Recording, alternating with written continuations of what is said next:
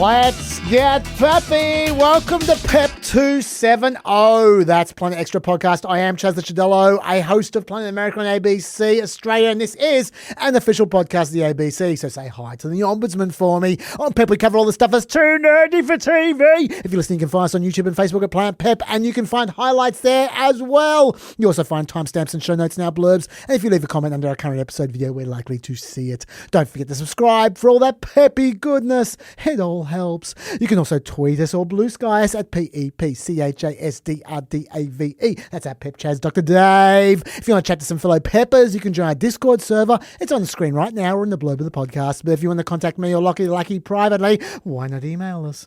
That address is producer at pepthepodcast.com. Again, that address once more is producer at pepthepodcast.com. And we are recording this at 2:23 p.m. on Friday, the 14th of August, or 12:23 a.m. on Friday morning East Coast time in America. But for now, let's turn to the man who simply will not raise the stakes in inconsequential views. I speak, of course, of Dr. Pepper himself, Dr. David Smith. Hi, everyone. I'm David Smith. I'm an associate professor at the US Studies Centre at the University of Sydney. But I do not speak for either of those institutions. Nothing that I say or do reflects the institutional views of those places.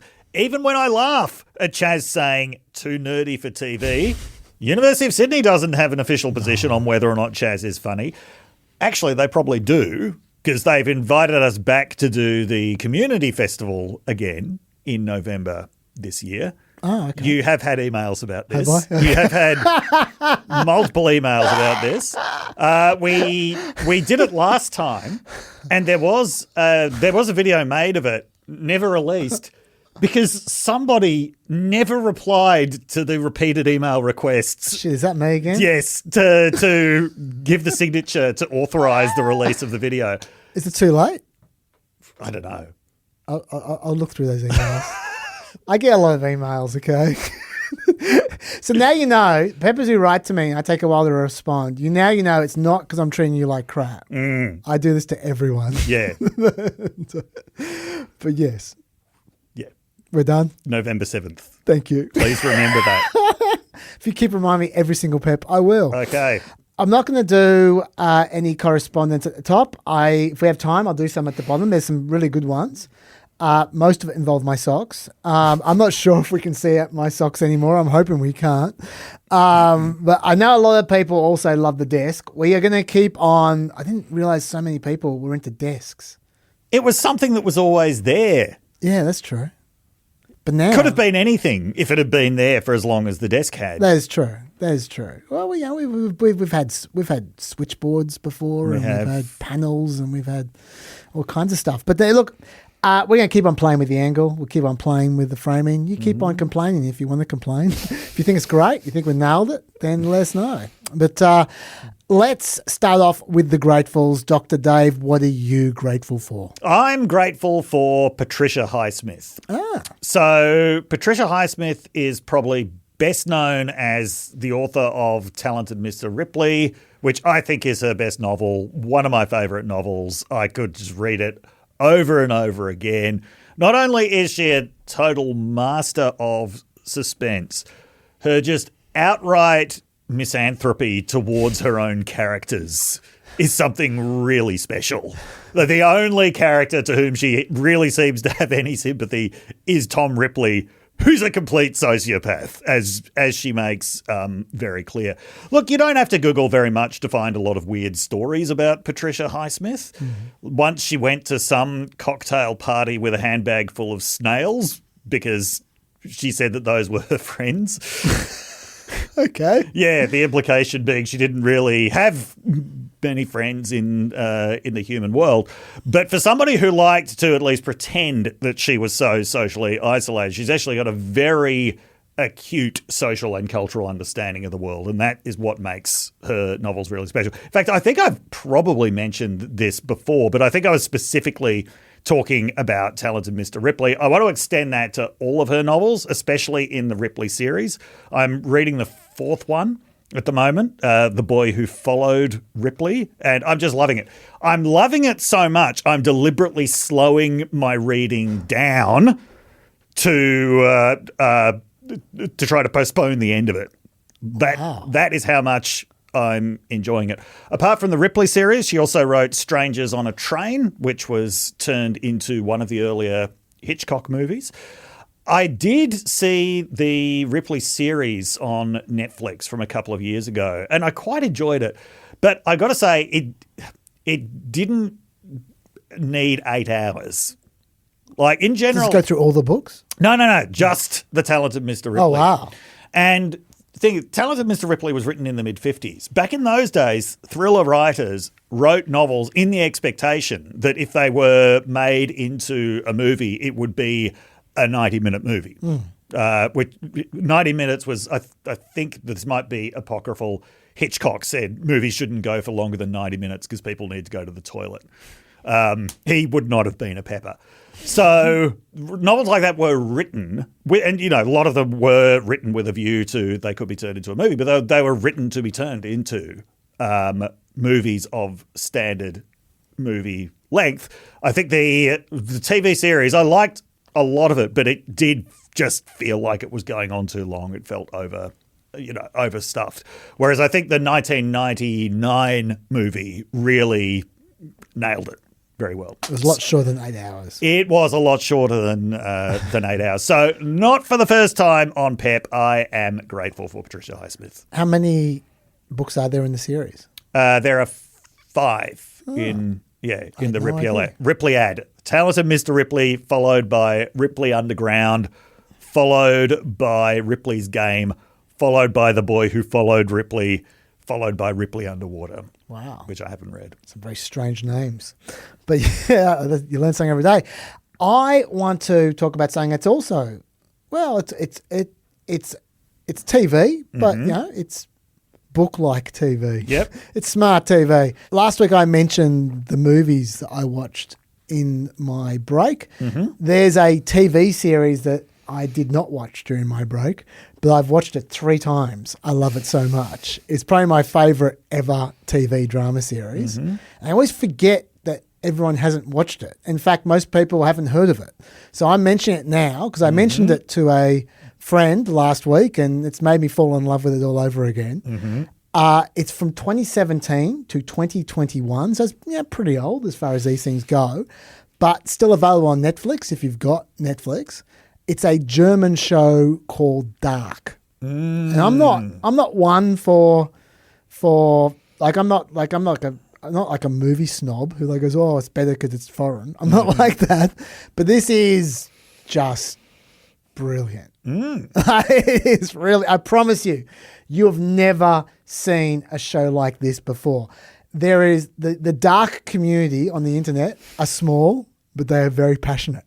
And anyone who does watch it gets quite passionate about it. I'm not going to tell you what it's about. It will spoil it. So I'll let you discover it for yourself.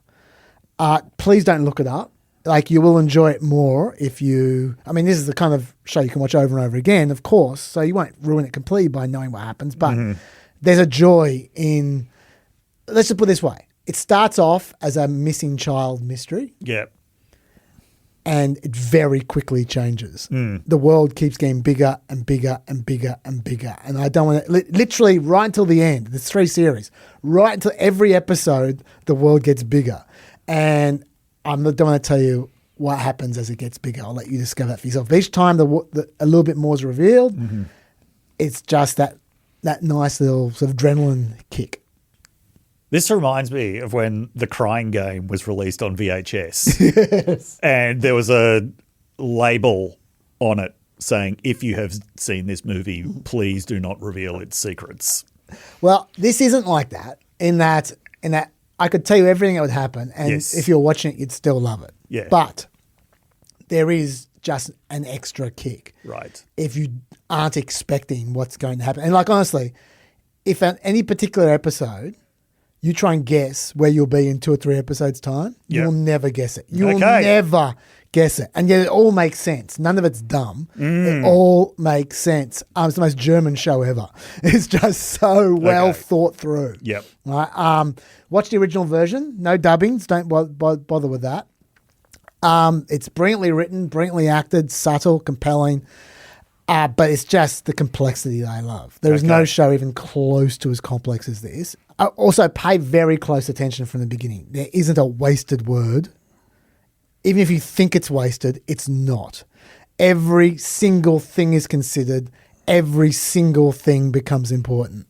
You know that element when there's a twist or something where you watch a great show, you watch a scene and you think, oh yeah, that was great. And then you later realize that actually what you thought it was wrong and it's actually something completely different. And what it actually is even better. Yeah. It happens like 50 times. Like the crying game. But that was just one. This happens like 50 times in this series. Yeah. All right. It's, so, yeah. And the best part, after you've watched it and loved it, you go head over to Reddit and the dark community is there waiting for you. You can argue with people till the cows come home about what it means. Even today, when I fell in love with it again, I headed over to the Reddit forum, and there's still people right now arguing about it. It's great. It's awesome. Dark. So have a look for it. That's what I'm grateful for. Good. Now, Dave. Yes. I'm about 48 hours. Let's not lie. 48 hours behind. Mm-hmm. Things have happened since what I'm up to. Yes. And I want to talk about some of those things, even though I don't know anything about them. Okay. Just because we got an email, as I said, there might be correspondence later, from Nick from Philly, telling us what our title should be for this series. What's that? And what he says it for this series, for this episode, what he says it should be is Take It or Leave It. Good one. And Thanks, Nick. I like the sound, Nick, of not bothering to come up with another name. So maybe Lockie and I will come up with a different name, but that would be disrespecting Nick from Philly. Well, just in case we do, I've just put it out there for you, Nick. Thank you very much, Nick, for the suggestion. I'm very seriously considering it. And should I not just fall asleep under my desk like I traditionally do after we finish recording, then we'll probably use it. So now we can talk about it so we can use the name. Dave, tell us about Leavitt. So Caroline Leavitt has stepped down as Trump's press secretary. Now, I was surprised by this because she seemed to have this endless energy for the relentless lying that is required to be Trump's press secretary. So she seemed to do that better than anyone else who had ever held the role, although she didn't actually hold it for as long as Sarah Huckabee Sanders. Oh, I was going to say, you're talking about liars. I reckon Kayleigh McEnany was very good. Yeah, she was. She was a great liar. Yes. Has to be said. Yes. A real pro. Yeah. I always felt, though, that Leavitt she managed to sound really indignant about the fact that obviously everyone believed she was lying. Yeah. Yeah. That was her style. Yeah. She was not just a liar, not just a deflector, certainly not just a spokesperson. She was a combatant. Yeah. And she made it very clear from day one that that is what she was going to be. But just going back a couple of years before that, or a few years before that. So she was in Trump's orbit like very early on in life when she was still a college student in 2018. She was interning for some press office. She was an assistant press officer in 2020. In 2021, she became a communications director for Elise Stefanik. Oh. In 2022, ran for Congress in New Hampshire, failed, but still, I mean that's a young age to be running for Congress. Went back into Trump's employment, and by 2025 was very visible. Like you might remember during Trump's criminal trial, she was the one who was doing the press stops every day. 2024, sorry. 2025, yes. She was extremely visible. Yes. So 2025, she comes back and is the youngest press secretary ever appointed at the White House, bearing in mind that the role as we understand it now has only really been around since, I think, the 1960s or maybe even later than that. I only know them from the 80s. Okay. So on day one, she she came prepared with a bunch of polls purporting to show how people had lost trust in what she called the legacy media. And she said that she would always pledge to tell the truth from the podium, but she expected the media to do the same thing. And look, she just made it very clear that, okay, the classical view of democracy may be that the media holds the government to account. The Trump administration holds the opposite view. And in fact, when she left office, she said, I have relished holding the liberal media to account and telling the American people the truth about the president's accomplishments. Now, judging by the president's approval ratings, you could say she didn't do a very good job of that. But there was no doubting that she was a combatant. And right after saying that she would always tell the truth from the podium, she told one of the most extraordinary lies in the history of the Trump administration, which was that they had found that USAID had sent $50 million worth of condoms to Gaza. Oh, that's right. Now, this is just incredibly nonsensical when you think about it. First of all, there was no factual basis to this whatsoever.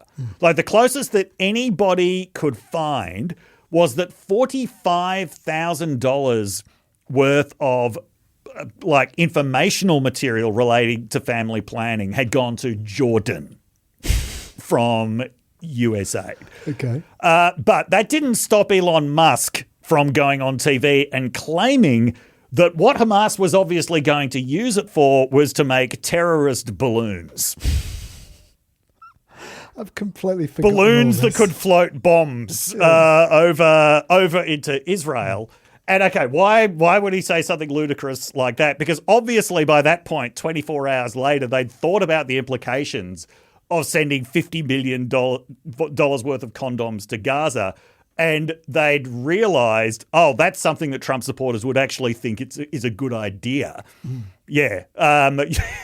Contraception for Gaza. Yes. So no, instead it turned from, outrage about wokeness into, oh, this is a terrorist thing. And let me just reiterate, none of it was ever true. And that's basically the first thing that she ever said from the podium. I've forgotten, did Musk just make that up, that rubber balloon bomb thing? He was spitballing. He was he was thinking outside the box. He was just throwing a few ideas around. I mean, you make a good point about her introduction. Yes. Being inauspicious, but yeah, it's a better introduction than inauguration boy had. Sean Spicer. Yeah, back in 2017. That will still go down. Sean Spicer was brought down by the fact that he had a functional sense of shame and embarrassment. Yeah. So when Saturday Night Live ruthlessly parodied him, shooting at journalists with a super soaker, he apparently went to Trump and said, the way that I should deal with this embarrassment is by actually doing that, like being that character, showing that I can laugh at myself. I think that was pretty much the beginning of the end. Wow. He only lasted 11 days or something, didn't he? It wasn't very long. Oh, he lasted more than 11 days. Yeah. But yeah. Who am I thinking of who was 11 days? There was someone who was 11 days. You're thinking about... the Mooch. The Mooch. The Mooch. Yeah. His replacement. Yes. Yeah. Talking about his achievements, though, I wasn't going to do this now, but just I feel like we should. Yep. Given the concerns Leavitt has over us not acknowledging Trump's achievements. Yes. I have a stats nugget about Trump's achievements. Okay. So let's do it. Stats nugget. As you know, Dave, I like to whinge quite a lot Yes. about Congress. Yes. And Congress being dysfunctional. Yep. And I've got a lovely stats nugget here about just how dysfunctional this Congress is from a historical standpoint. Mm-hmm. I'm not going to ask you to guess where this Congress ranks in terms of history. Yep. I'll just tell you flat out. Worst Congress in history. Oh, yeah. Just flat out. Yep. I'm not going to beat around the bush. What I am going to say, though, I mean, it's definitely the worst since 947, but that's just when the historical records begin. Yep. Until then, there were the different kinds of bills you could pass. By the way, I'm counting in terms of the most number of bills passed. Okay. The functionality, right? Yep. Before then, there were different kinds of bills you could pass, so it was a little bit confusing, but Yep. there's no doubt that they passed more bills in the past Yes. than they do now. But let's take a notoriously unproductive Congress Okay. for the stats nugget. You sure? Yep. 2015 to 2016. Pretty unproductive. That was a classically unproductive. That was the one where Mitch McConnell got the nickname Dr. No. Yes. He wasn't letting anything through. No. You had a Republican Senate with a Democrat president, and they were just trying to destroy Obama at that point in time. Yes. Right? So Mitch McConnell was saying, no. Blocked everything. What percentage of the bills passed in the 2015 to 16 Congress have been passed so far, with albeit a few sitting weeks to go left? We got a couple of weeks left in this session, like probably about, I think, maybe 4 weeks left in this session of Congress. So there might be a few more bills, but as a percentage of the bills passed in 2015 to 2016, what percentage do you think are the number of bills we've passed in this Congress? I'm going to so far? say 18%. That's a good try. Yeah. A little too pessimistic, sadly. I wish it's 31%. Okay. It's 31% of Mitch McConnell. In 2015-16, to put numbers on it, it was 329 bills passed. So far this session, it's 104 bills passed. In that 80-year period I just described, 947 to 2026, Yep. the next fewest bills were the last Congress, Right. Yep. the last one of Biden, and they passed 274 bills. So that's more than twice as many bills. More than I was expecting. This one, yeah. Yeah. More bills passed than you think. There's lots of stupid little bills, right, that aren't of consequence to anyone. In fact, pretty much every bill that's passed in this Congress has been a stupid little bill of no consequence to anyone apart from the big, beautiful bill. And by the way, 947, 1948, when the modern records start, just to be clear about this, there were 906 bills passed compared to, reminding you, 104 so far in this Congress. So I reckon you're going to have to go, look, there's just no doubt. This is the least number of bills passed ever, right? So, yeah, when we're talking about achievements of not just the Trump administration, it's everyone. Everyone's worked hard for this one. This is what they've achieved. The worst, most dysfunctional, least productive Congress ever. Well done, everybody. Well done, all. Now, we've got a few updates. You've talked about Karen Leavitt as a potential update. Well, I just want to say one more thing about this. Yeah, please. This is part of a very high attrition rate of high-profile women in the Trump administration. That's true. Whether it's by voluntary resignation or by getting fired, when you look, this year we've had Tulsi Gabbard. Yes. We've had Pam Bondi. Yes. We've had Labor Secretary. I was about to say Noam as well. Yeah, Christina, or was she last year? Yes. So you're saying this year? Well, that's just this year. But the very, very high attrition rate. Sorry, Laurie Chavez. Laurie Chavez, yes. Thank you. This is a stressful place to be for women. Now, she, as far as everyone could see, she handled the stress very well, even though that cross around her neck must have been burning her throat every time she lied.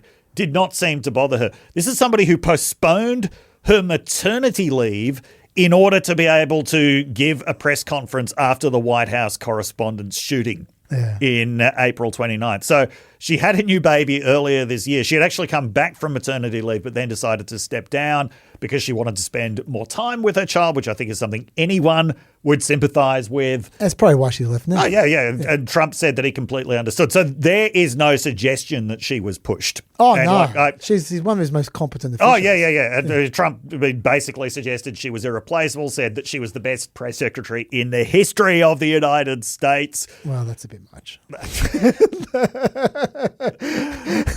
Let's not get carried away. Remember he told some lie about she's competent. Viktor Orban wanted to hire her?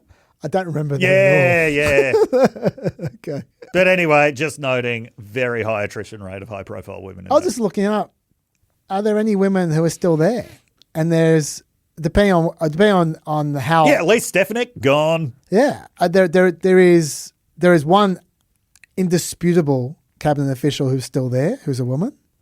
And then it depends whether you count them as cabinet worthy or not. There's a couple of sort of minor ones. I mean, Susie Wiles is very important. She's still there. But she's a staffer. That's not. Yes. Like, I mean, the ones who I was saying were kind of borderline were education, Linda McMahon. Yeah. Like, she doesn't really do anything. No, she doesn't. Yeah. I don't think she's really feeling the stress. No. Yeah. And someone who I completely forgot existed, the small business administrator, Kelly Loeffler. She's still there. Oh, that's But that's not the one I was thinking of. Question. There is one indisputable proper cabinet official who's a woman who's still there. Can you think of who that is? I must admit, I had to look it up. I was trying to remember. I'm sure there's one. No, I can't remember. Agriculture, Brooke Rogers. Oh, of course, She's yes. the only one that's left. Yes. It's like the fair dinkum. Yeah. Secretaries. Yeah. Okay. Yeah. Well, good on her. She lasted a long time. And our DOJ updates. I've got a few. Oh, yes. It's quite a few. It's been a busy time. First of all, January 6th. I told you last week that if Trump wanted to give the January 6 rioters some kind of compensation, he didn't need a special fund to do it. Yep. He could. You are just hell bent on giving Trump advice about how to do terrible things. Well, I thought I should. He's a pepper. I should give him something back, yeah? And he clearly listens because I said, don't worry about this. Just get them to sue you and your administration can just settle with them. This week, we hear that it's already begun. 2 cases are filed covering 24 former January 6 defendants, each of them seeking over $1 million. That's each of them, for what they call a malicious prosecution. Now, you might go, well, some of them, those prosecutions were borderline, weren't they? Some of them.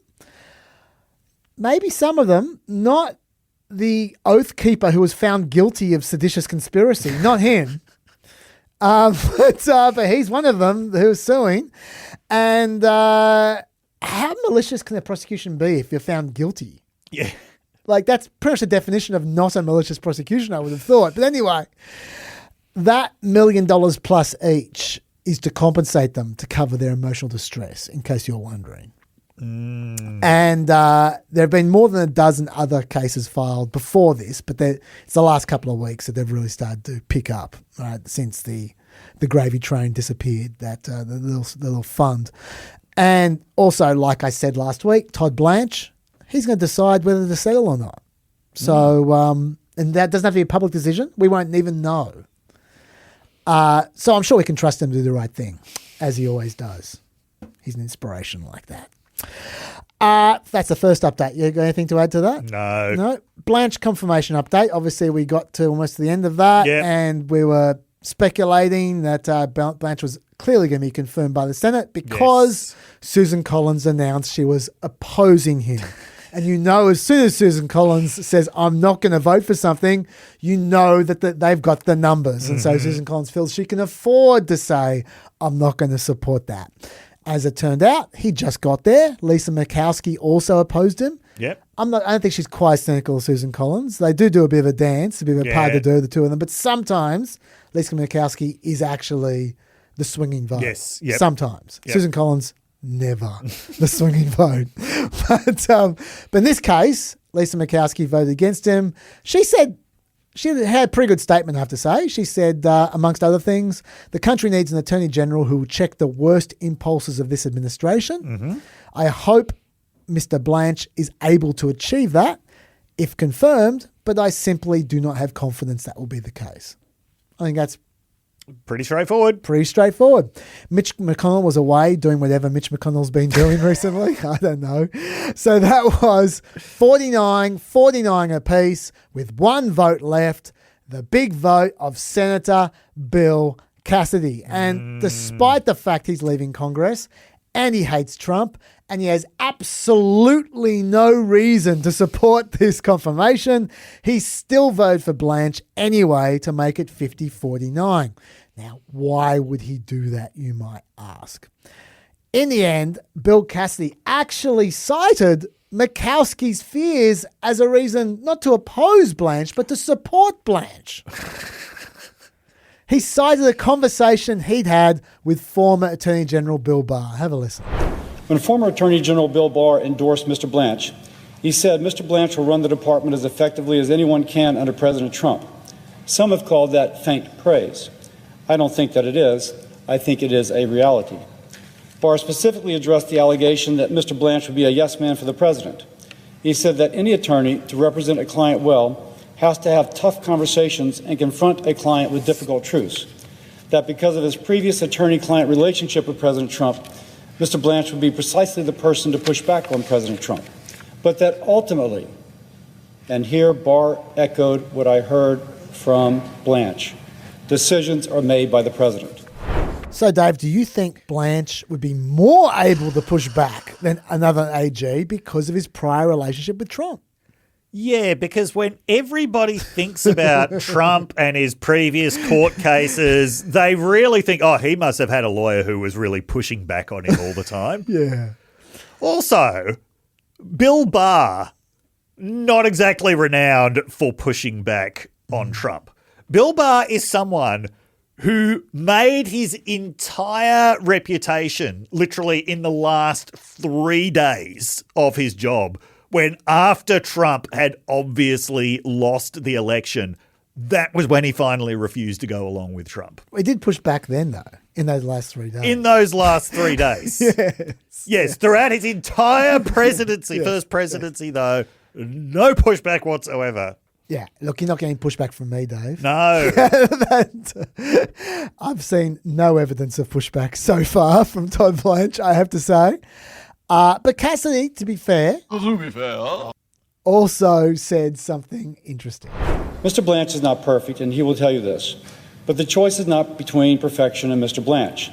It is between Mr. Blanche and another acting attorney general who may not run the department effectively under President Trump and who indeed may not be as good as Mr. Blanche.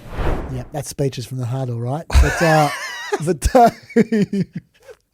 Dave, why do you look like you've swallowed a lemon? Look, I'm just thinking about the kind of language that he's using, right? Yes. You say, well, better that than someone who may not run the department very effectively. Yes. I disagree. I'll take someone who may not run the department very effectively over someone who will not run the department very effectively, for whom there is a 100% chance that he won't run the department effectively, because that's why he's been put there. Okay. I'll take my chances on just about anybody else. So you say that. You say yes. Just about anyone else. Yeah. But according to Ruth Marcus in The New Yorker, okay, Mike Davis, who is a massive MAGA hack, yes, specifically warned Cassidy, this is what he was referring to, Cassidy apparently, that if Blanche wasn't confirmed, Trump was going to name Eagle Ed Martin Jr. as the acting Attorney General. Lucky, hit it! The Eagle's Nest.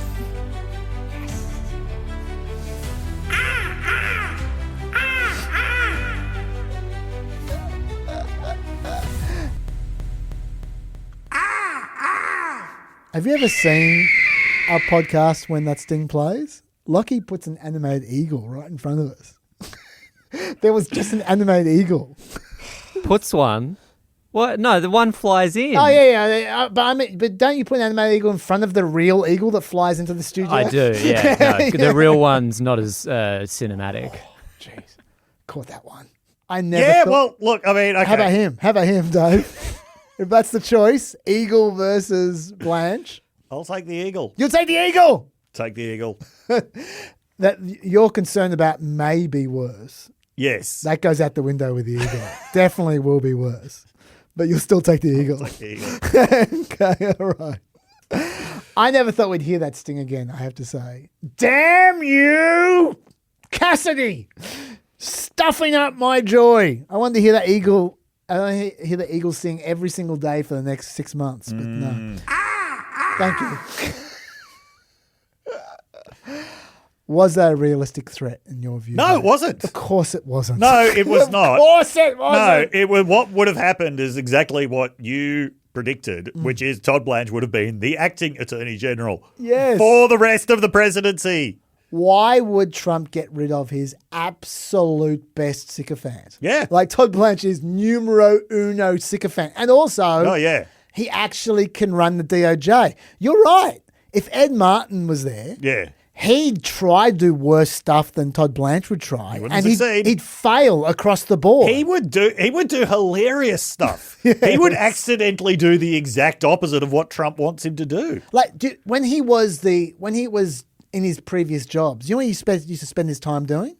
Taking photos outside people's houses and post them on Twitter. He literally traveled around Washington taking selfies in front of people's houses and going, hello there. Hello. Like he went to New York. Hello, Letitia James. Just staying outside her house. He thought that was like ominous and like hardcore, but just wasted his entire day. That's what he'd do as Attorney General. Just traveling to people's houses and staying in front of them. Todd Blanche doesn't do that. Yeah. Right? But anyway, there's no way Trump would have got rid of him. Not only would he be dispensing with one of his best lackeys, no offense, Lockie, but he would be thinking to himself, I don't think Ed can do as good a job. No. And why would he get rid of him when he doesn't need to get rid of him? He Yeah. has all the power. So anyway, so I reckon what that tells me is that Bill Cassidy is a wimp and kind of gullible. Totally. If he actually did fall for that, which Yep. I'm not 100% sure he did. That's much as his excuse. Also, why would Blanche stand up to Trump if Cassidy won't stand up to Trump? Cassidy's a guy who owes him nothing. Yeah. Who hates him. Good point. And he won't stand up to Trump, but he expects Blanche to do it when Blanche is in his pocket. Very strange. One silver lining, though, about the Blanche confirmation as it is now. Now, look, I admit, before I even say this is real sheriff of the low bar stuff, okay? The bar I'm about to describe is an inch off the ground. A Dalek could get over this bar. But I'm still going to try and jump over this low bar. Because this is true. And I do like to, as all you know, I do like to be fair. To be fair. Trump has appointed one person to a legal position. I'm not being sarcastic. He actually has appointed one person to a legal position of influence who does stand up to him every now and then. Very, very occasionally. It certainly ain't Todd Blanche. He's appointed Will Scharf to be his new White House counsel. Now, Will Scharf is not a name a lot of people would know. He is an ex-lawyer of Trump's. Like he represented Trump in the immunity trial. The name is ringing a bell now. He's absolutely Trumpy, right? He was there during his trials and all the rest of it.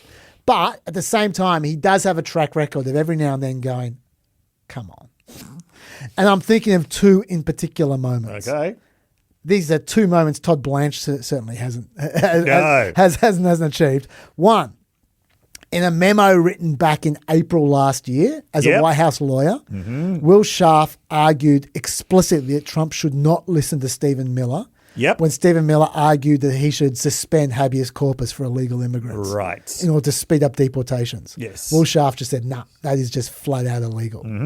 And Trump listened. Okay. Secondly, he also wrote a memo advising Trump not to invoke the Insurrection Act against immigration protesters. Now, do you remember at the time I was saying, I'm really fearing this. I see no reason why Trump won't go for this.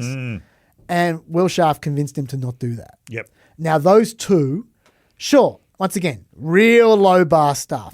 But those are two of the biggest roads not taken by this administration in terms of like roads to hell. And if Will Scharf is responsible for that, then I'm glad he's just been appointed White House counsel, which is the most important legal advisor, more important than the Attorney General himself. So like that's not an optimistic thing because he doesn't speak up often.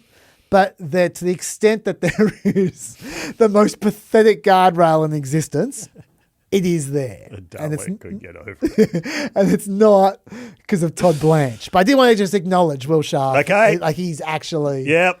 offered resistance at some point in time. Right, By yes. the standard of Trumpies, this guy is Sir Thomas More. That's all I'm saying. Okay, so I'm thankful. I'm grateful that he's going to be part of the process at least. Okay. That's another update. You got anything to add to that? No. Okay, one more. Oh, no, actually, one more. Reflection pool update. Oh, yes. Talking about Trump legal cases. You might recall that last week we spoke of Janine Pirro Yep. feeling forced to drop the prosecutions of a bunch of randos, including Yes. Olympic canoeist, Yep. for supposedly vandalising a reflection pool because they clearly had not vandalised the reflection Yes. pool. And she had no evidence suggesting that they had. The lining was just poorly installed. We all knew that before the indictments came down. We definitely knew that. But better late than never, I guess. This week, the New York Times reported a whole lot more on just how poorly installed that liner was. Oh. It was very, very poorly installed. But I'm not going to go into detail because I'm trying to keep this short. But we also started the new chapter of this saga, which was that House Democrat Jamie Raskin promised investigations about the very thing I talked about last week. How were people charged without sufficient evidence? What exactly went on in those grand jury hearings Yeah. that handed down those indictments? Yes. I'm very curious. And last week I speculated that maybe Janine Pirro was trying to get rid of the prosecutions as quickly as possible so she didn't have to answer that question. Sounds like Jamie Raskin wants to make her answer that question. Now, at the moment, he can't. Yep. He can try, but he'll fail. But he'll have subpoena power, Yep. potentially, in a few months' time. Okay. If he remembers that, we'll see. The Inspector General for the Interior is also looking into this. That's the next stage as well. But I wouldn't be expecting much from the Inspector General for the Interior because Trump fired the real Inspector General for the Interior about a year ago and replaced him with one of Trump's flunkies, a guy called Dennis Kirk. This guy wrote part of Project 2025, not exactly impartial. Even the previous Inspector General, Mark Greenblatt, went public with his concerns, which is very rare, saying the chilling effect on whistleblowers is real. Who would jeopardize their careers by submitting a complaint about an administration official to an IG who is avowedly aligned with the administration?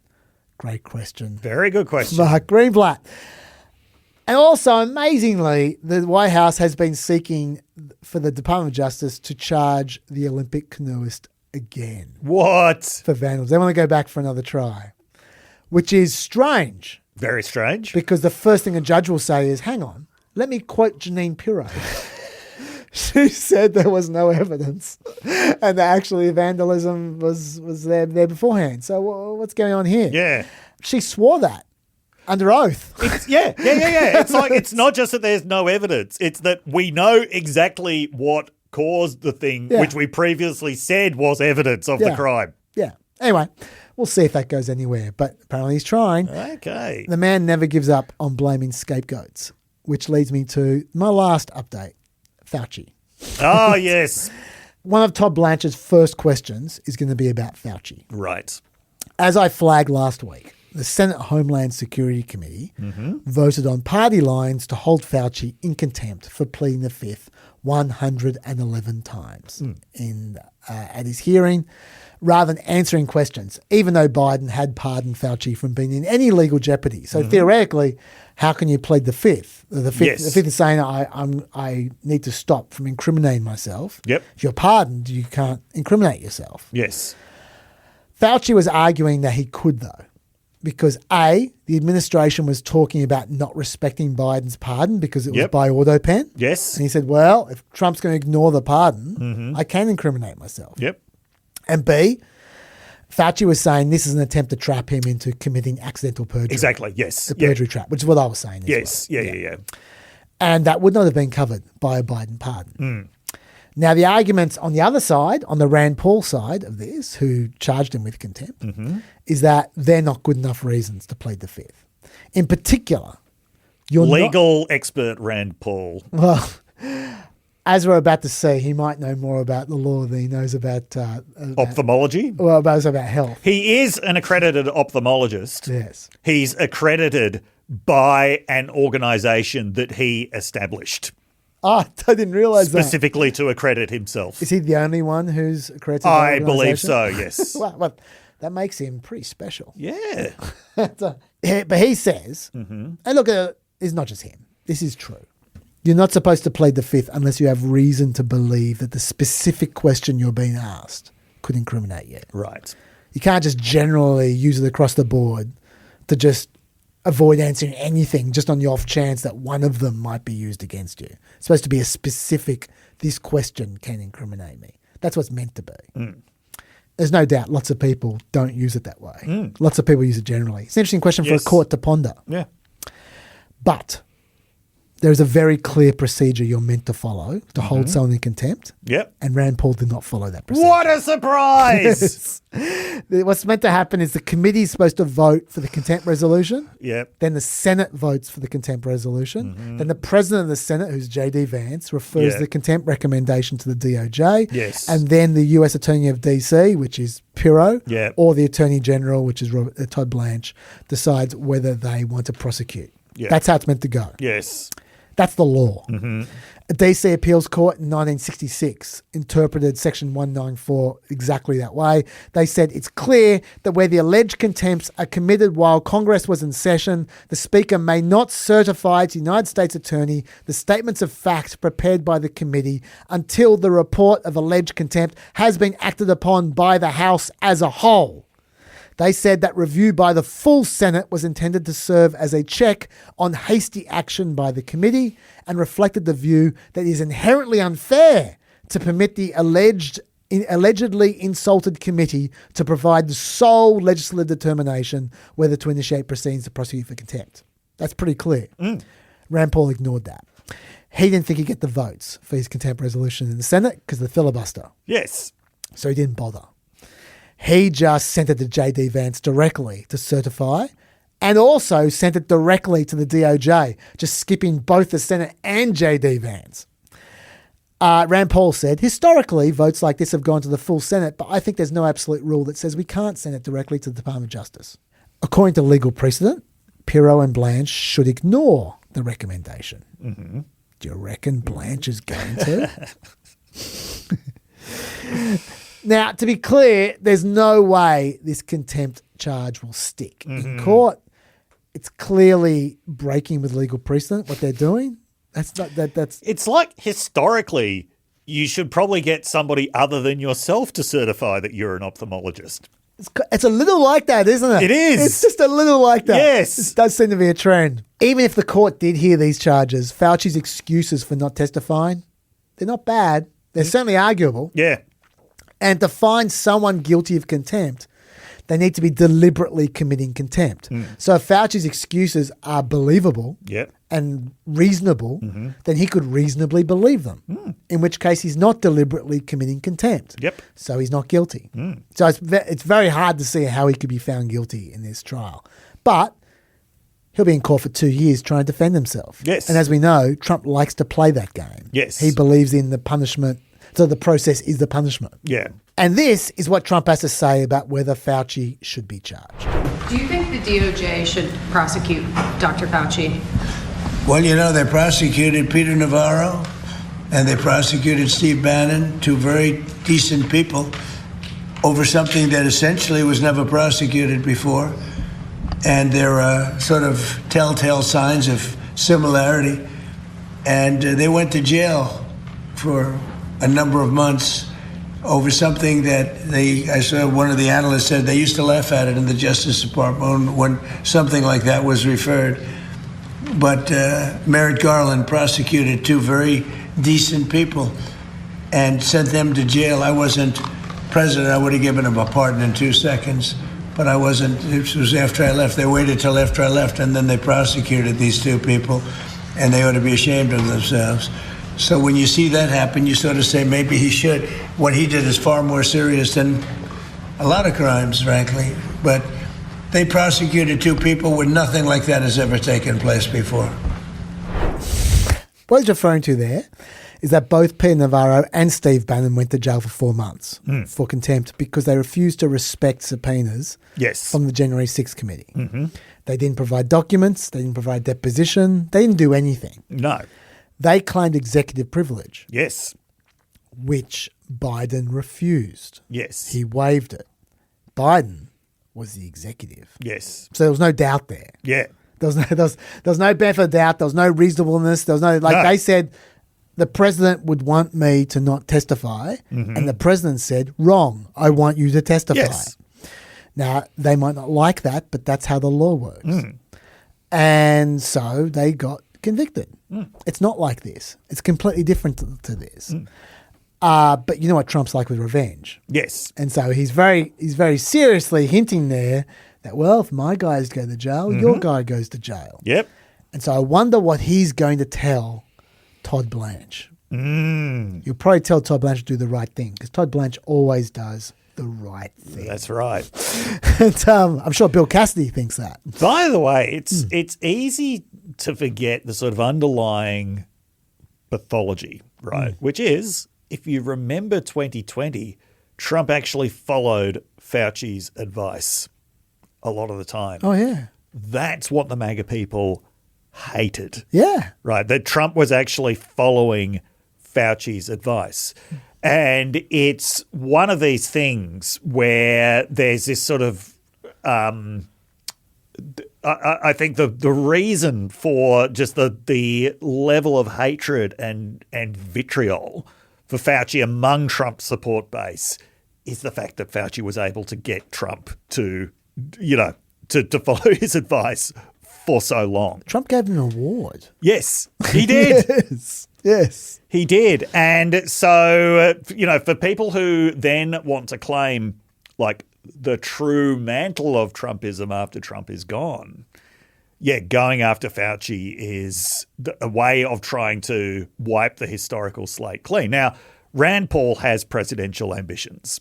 He is never going to lose his presidential ambitions. As deluded as they are, right? A lot of things he does are pretty deluded. He's never going to lose his. This is his attempted launch pad. Can he nominate himself as the Republican nominee?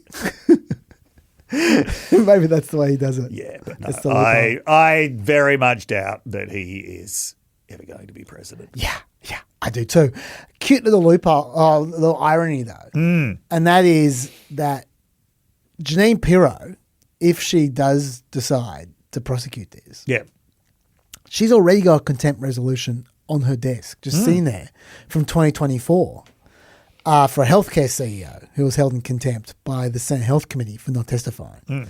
And she's done zero about that. She hasn't prosecuted it. She just left it there on her desk.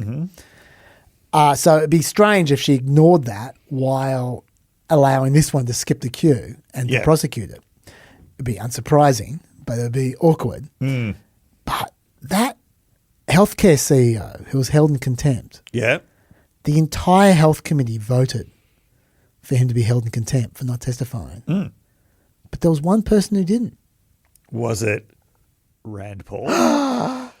You saw my notes. How about that? Mr. Libertarian, Mr. I don't want the government to be too big, Rand Paul decided that, we want the government bossing people around, so I won't vote for contempt. And now he's the one pushing this completely illegal contempt resolution. Yeah. Good one, mate. He will be famous for always standing up for his principles against Trump right up until the moment he inevitably folds. He folds every time. Let me tell you about his principles. Yes. Remember I said before about we're about to find out about how much he knows about health? Yes.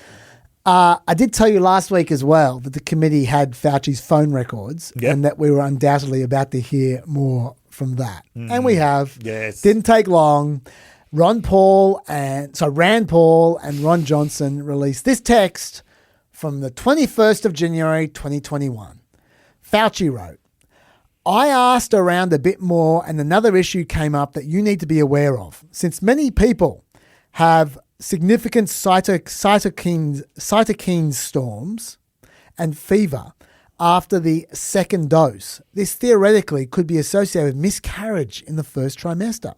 And CDC head Rochelle Walensky replied, definitely a good point, especially after dose 2. Meanwhile, Surgeon General Dr. Vivek Murthy replied, this is really helpful. Thanks. I've been hearing the concern about the mRNA causing mutations in the developing fetus as well.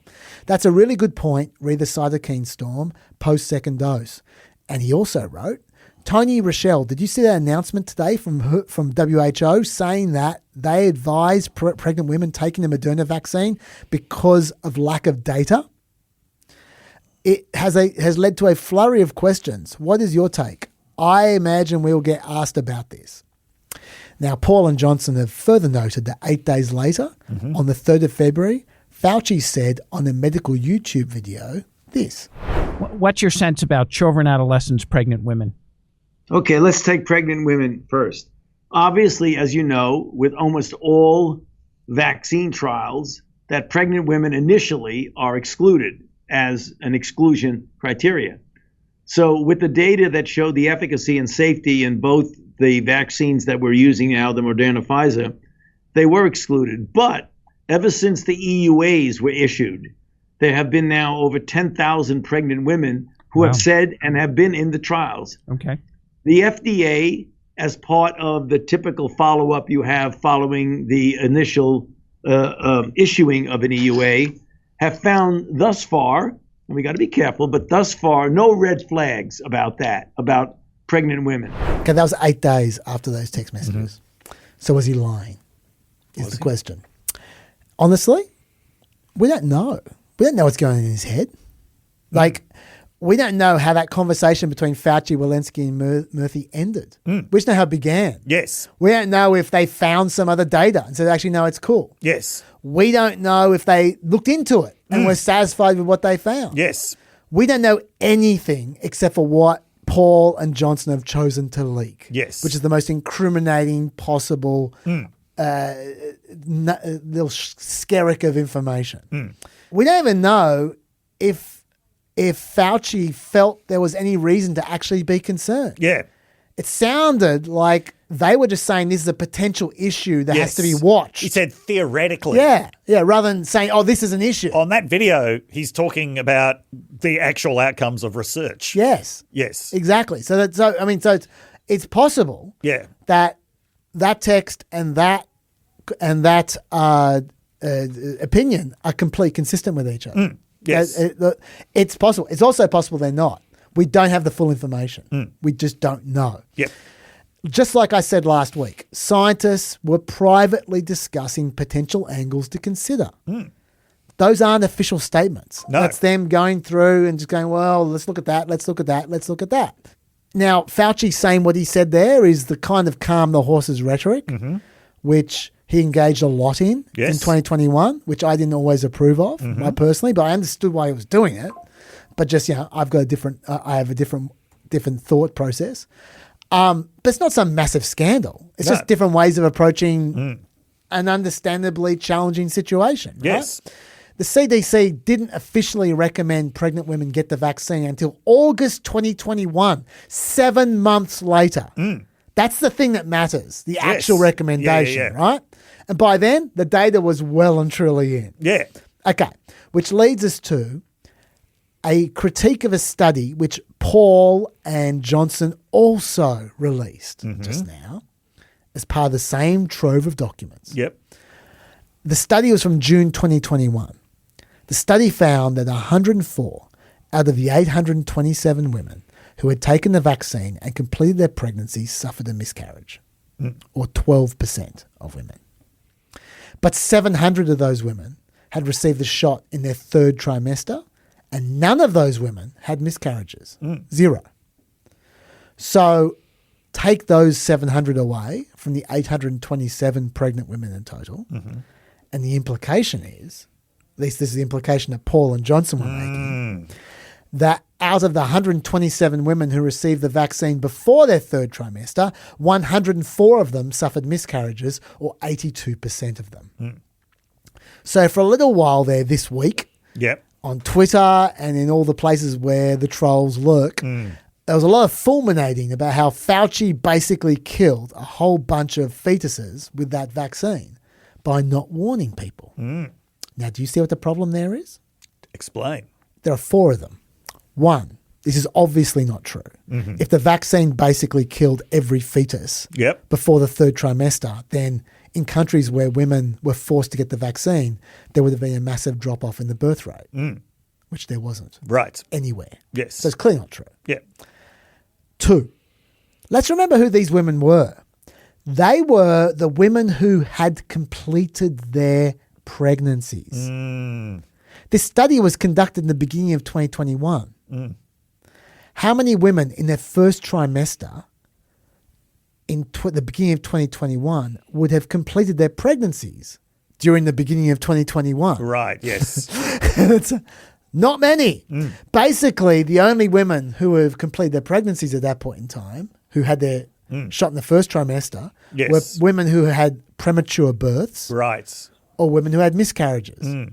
So that 82% figure tells you that out of early pregnancy disasters, 82% of them are miscarriages and 18% of them are successful premature births. Right, okay. That's all that tells you. Yep. You would need to have a look at all the women who took the trial for another 6 months. Yes. Then look at the completed pregnancies to have some idea of the effect of miscarriages, right? Yes. And by the way, that also tells you that the women who got it in the third trimester, 0 miscarriages. Yes. Are the people who completed their pregnancy. Yes. 0.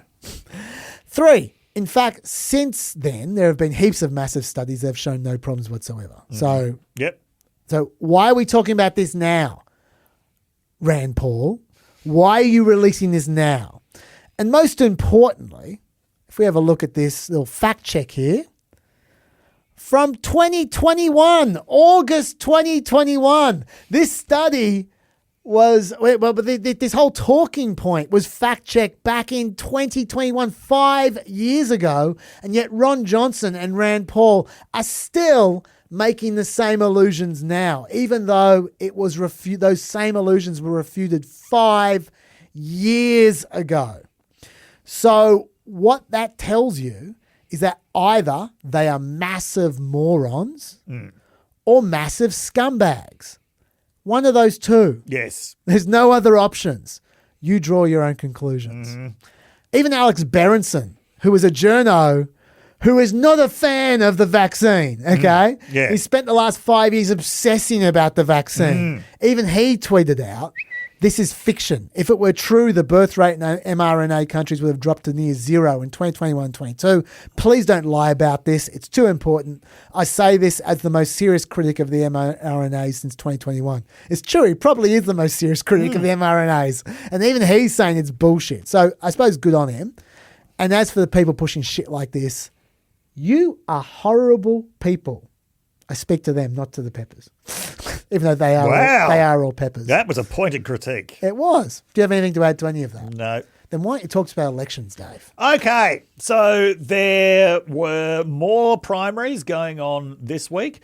The big one that everybody was watching was Wisconsin. Yes. So after last week, when Abdul El Sayed won a big victory for the left in Michigan, albeit very, very narrowly, far more narrowly than polls were predicting. Sorry to jump in. I know you just started. Yeah. I tell you, I saw an interesting stat this week. Yeah. You know how the polls are way off? In Michigan. Yep. They were better than average. Ah!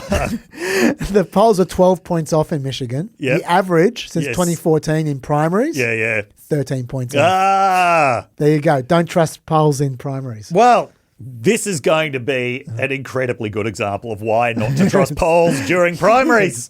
Okay, so Wisconsin had someone who was further to the left than Abdul El Sayed, who was Francesca Hong. She is full-blown DSA member. Yeah. She was leading in a Marquette University poll by more than 20 points. Okay, I want you to keep that in mind. More than 20 points. Anyway, in that election, she lost by 0.5 percentage point to David Crowley. There were 4,000 votes in it. David Crowley, African-American, moderate, former county supervisor for Milwaukee. So he ended up with just over 39% of the vote. She ended up with, I think, just over 38% of the vote. Okay, so what went wrong here? Yes. And we'll get into the problems with Francesca Hong in a minute. I bet we will. But I just want to talk about what went wrong in the polling, because this looks like an absolutely colossal miss, like way worse than Michigan. Yeah. Frank Luntz made a joke, but to many people that had the ring of truth going, we need to shut down primary polling in the Midwest until we can figure out what the hell is going on. Okay, I'm going to defend the polling. Oh, go for it. I am absolutely going to defend the polling, because this was actually not the catastrophic miss that it looks like. Okay. Let's take that Quinnipiac poll. Yep. That had her at 38%. Yep. The polls that overestimated her had her at like 40%. Yep. So they were barely off at all. That barely qualifies as a polling miss. So how do they get the results so wrong? Let me tell you the story of this truly wacky election. So this was a gubernatorial primary. Yep. The candidate who was seen as the kind of ordained centrist or ordained moderate was the lieutenant governor, Sarah Garcia. Yes. Now, bearing in mind, so the governor, Tony Evers, he's very popular. 3-term governor, decided not to run again. So it would be, make a lot of sense that his lieutenant governor would be the central moderate. So it became very clear it was going to be between her and Francesca Hong. Francesca Hong, she is a chef. She's a bartender. She's a DSA member. Her power base is she's also a state legislator representing the east side of Madison. Now, I mentioned last week, Abdul El Sayed, he won in college towns and he won in the state capital. Yep. Madison is both a college town and a state capital. And according to my esteemed colleague, Jared Monshine, he said it is the hippiest place in the Midwest. Yeah, like makes Ann Arbor look like Squaresville. Okay, so that was always going to be her power base. So it was going to be between these two. And then we had revelations of campaign finance irregularities, which forced Sarah Garcia out of the race. But David Crowley had already dropped out of the race by this point. He'd already dropped out in June. So this is the guy who went on to win the race. He had dropped out in June. Then Sarah Garcia drops out in late July, or sort of mid-July, July 17th. David Crowley jumps back in the race, but everything is in a state of intense confusion. And remember, this is when a lot of the polls are being conducted. So at that point, Francesca Hong, she's the only consistent variable in the whole race. No one else knows who the hell they're going to be voting for because they don't even know who's going to be in the race. Don't forget Mandela Barnes. That's what I was about to get to. Yes. So Mandela Barnes, he probably then would have, if the centrists were going to coalesce around someone, probably was going to be him. He's got a high profile. Previous candidate. In the state, previous candidate, bang, sexual assault allegations. Yeah. Come out. He withdrew. He didn't say he was withdrawing because of sexual assault allegations. No, he said he was withdrawing because it was very clear that Francesca Hong was going to win. Right. Okay, so that's why you have this utter craziness of basically Francesca Hong polling with the numbers that she ended up getting, and then nobody else, or barely breaking into double digits because no one even knew who was going to be running or not. Then it was literally in the last week that very popular governor, Tony Evers, decides to endorse somebody, and he endorses David Crowley.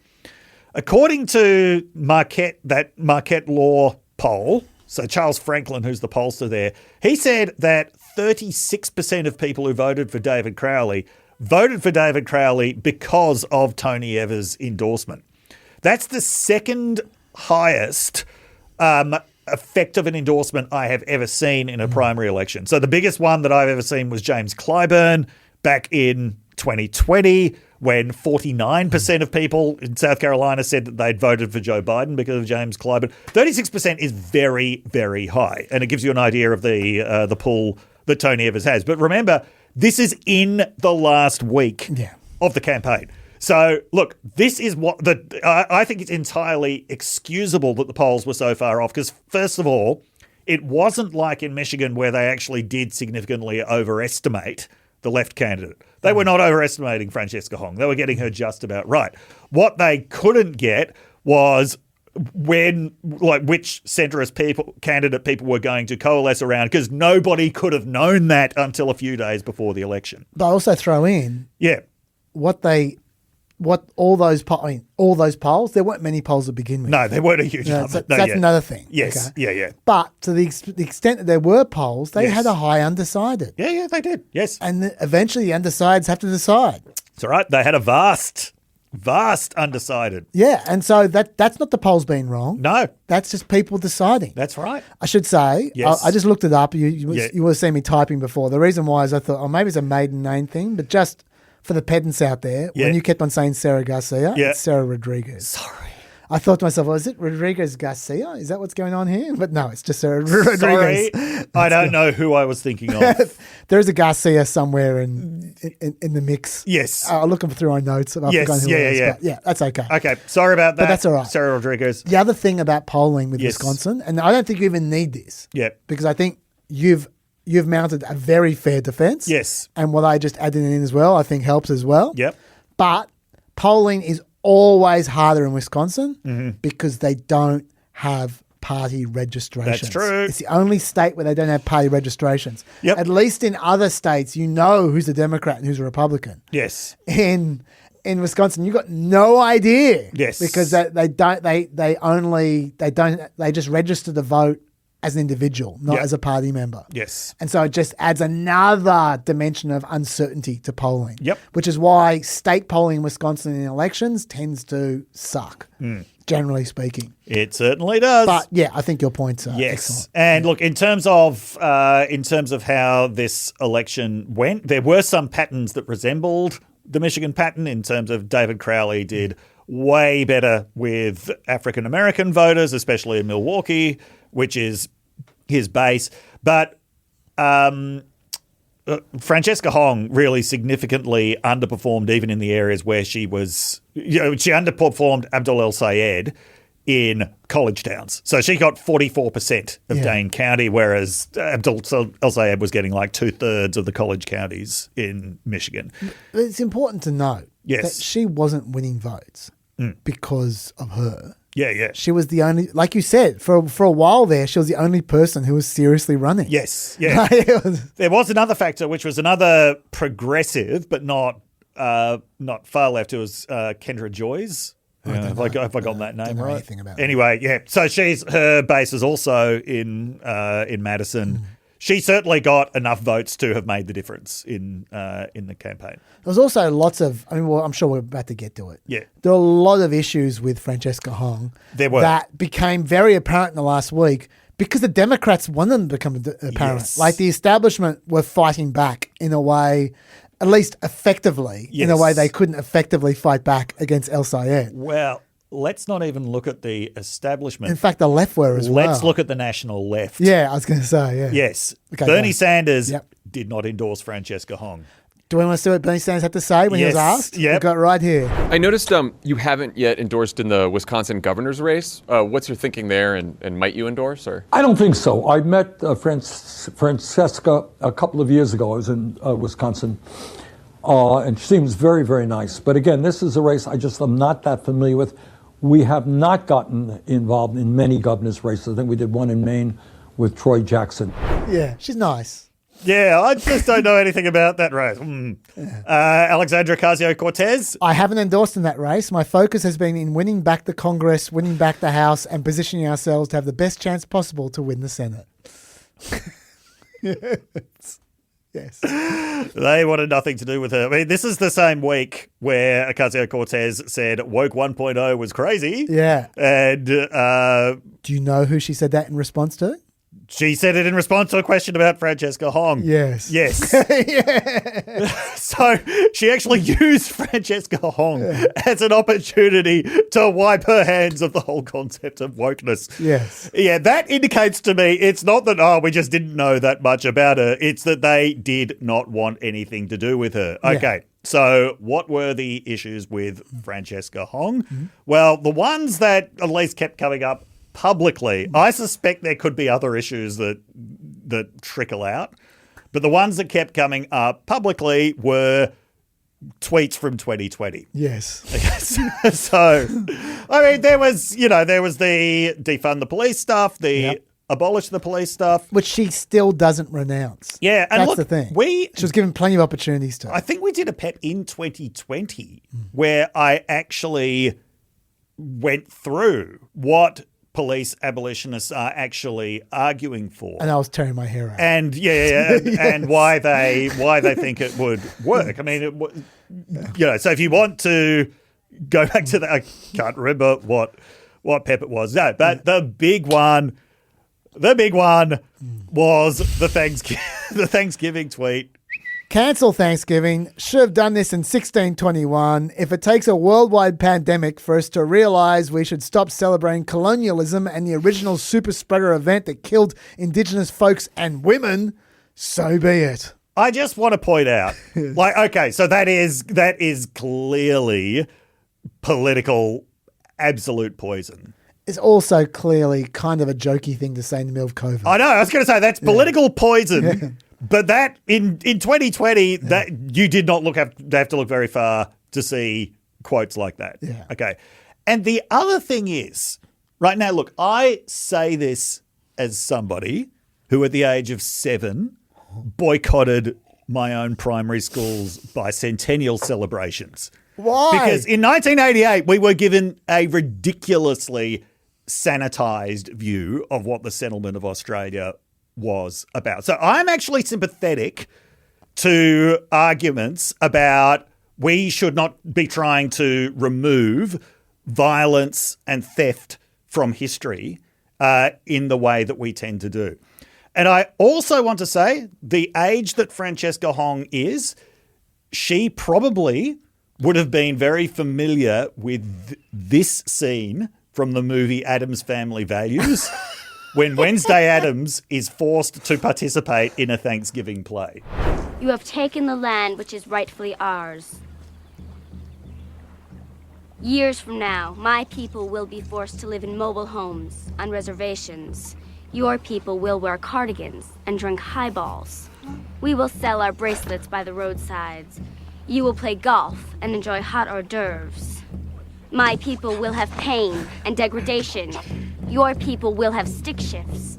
The gods of my tribe have spoken. They have said, do not trust the pilgrims. Addams Family Values is a movie I did not watch during my holidays. Oh, really? Obviously you did. Yeah. Look, if you look that up online, you'll find a lot of people saying like, yep, that was the scene that radicalized me. So, and then the other thing is, like, making jokes about the distasteful origins of Thanksgiving. This is a mainstream thing. Here's a clip from Saturday Night Live about 6 years ago. So, John, Pocahontas tells us you're turning 30 soon. Yep. Yeah, a couple of weeks. And you do know she's 12, right? Yeah, I do. I see. That's very funny. Yes. But make your point. Yes. Yep. So what I'm saying is, first of all, I've got some sympathy with the sentiment. Yep. Second, she's said it was a joke. That's not a crazily offensive joke. Yeah, really. Now, thing is, though, I hold the same view of Thanksgiving as just about everybody else seems to, including Francesca Hong now, which is like I experienced a lot of Thanksgivings in the United States. In a country where there are so few things that actually hold the country together in any meaningful way. In a country where there are so few shared experiences left. Like, this is the one thing that nearly everybody feels is completely inclusive. And that does happen at the expense of, a thorough historical reckoning with the circumstances of American colonization. But nonetheless, I think most people on the left would agree, no, Thanksgiving on balance is actually a very good thing. And I really enjoyed Thanksgiving holidays. And so this is why in 2020 I wasn't tweeting cancel Thanksgiving. Yes. This is a great point, but honestly, I am not going to let you get away with this. We are not going to make this point without going back over your boycott of the bicentennial when you were 7 years old. What did you do? Do you stay home? Well, there were, so yes, there was at that point, you might remember, there was this like bicentennial medallion. Given kind to of. every I remember tall ships a lot. Child in the school. So I remember coin, I stayed home during the assembly where they gave that. Our primary school did this musical. For the bicentennial, which was...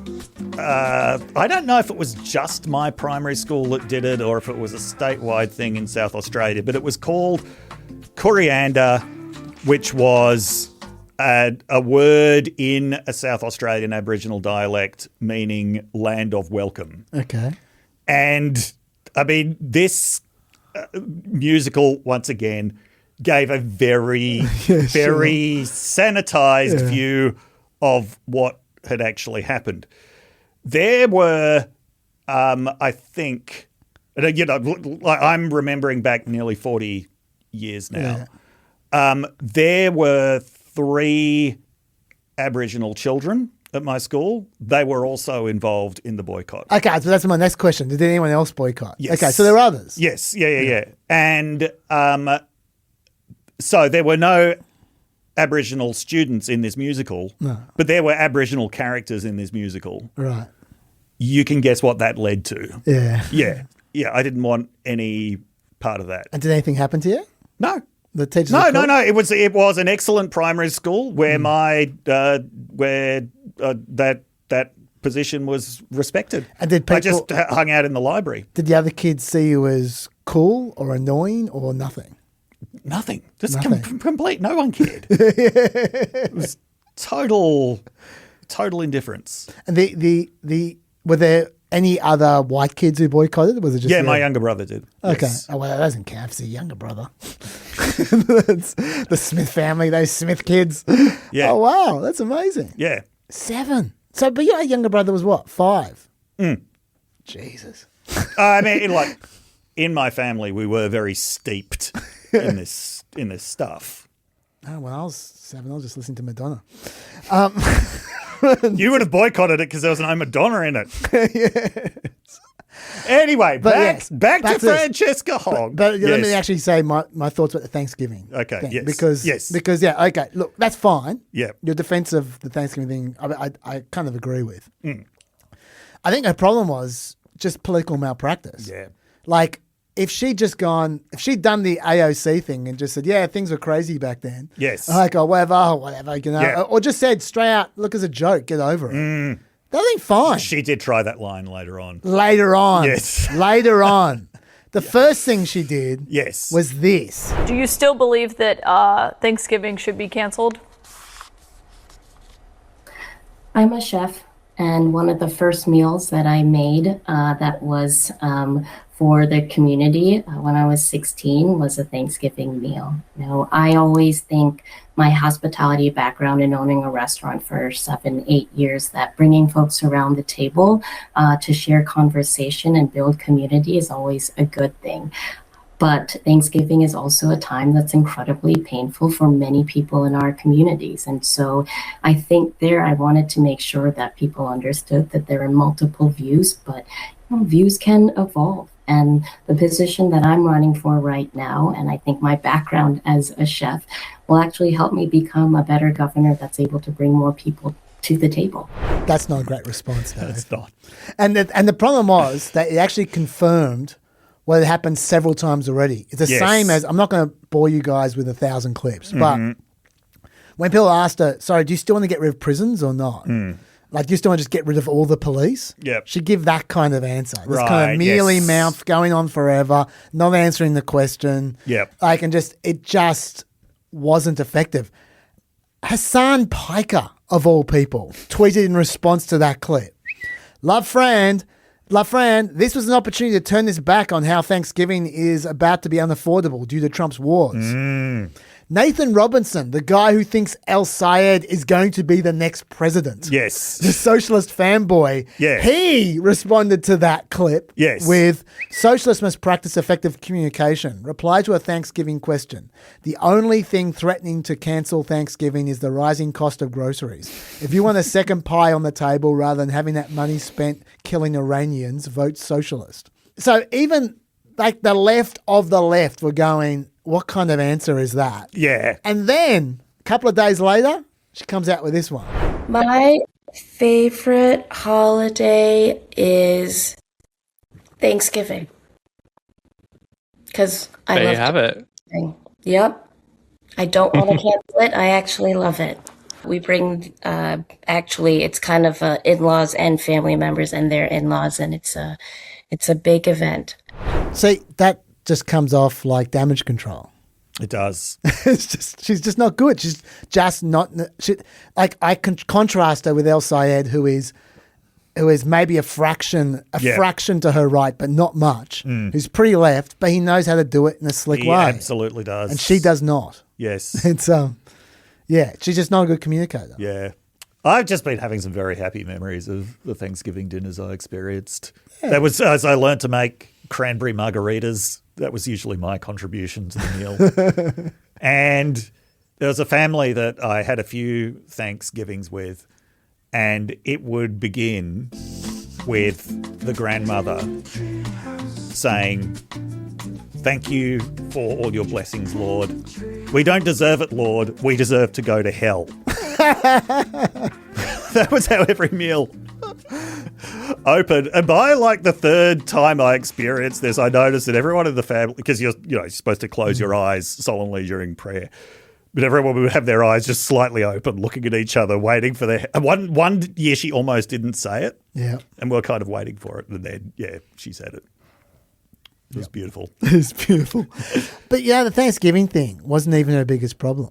No, it wasn't. In terms of like skeletons in her closet. Yeah. And problems if you're about to say more, I'll let you. No, you're going. Okay, because the really big one, which barely got started because it was leaked by Democrats in the last couple of days. Presumably the Republicans were sitting on it for the general election.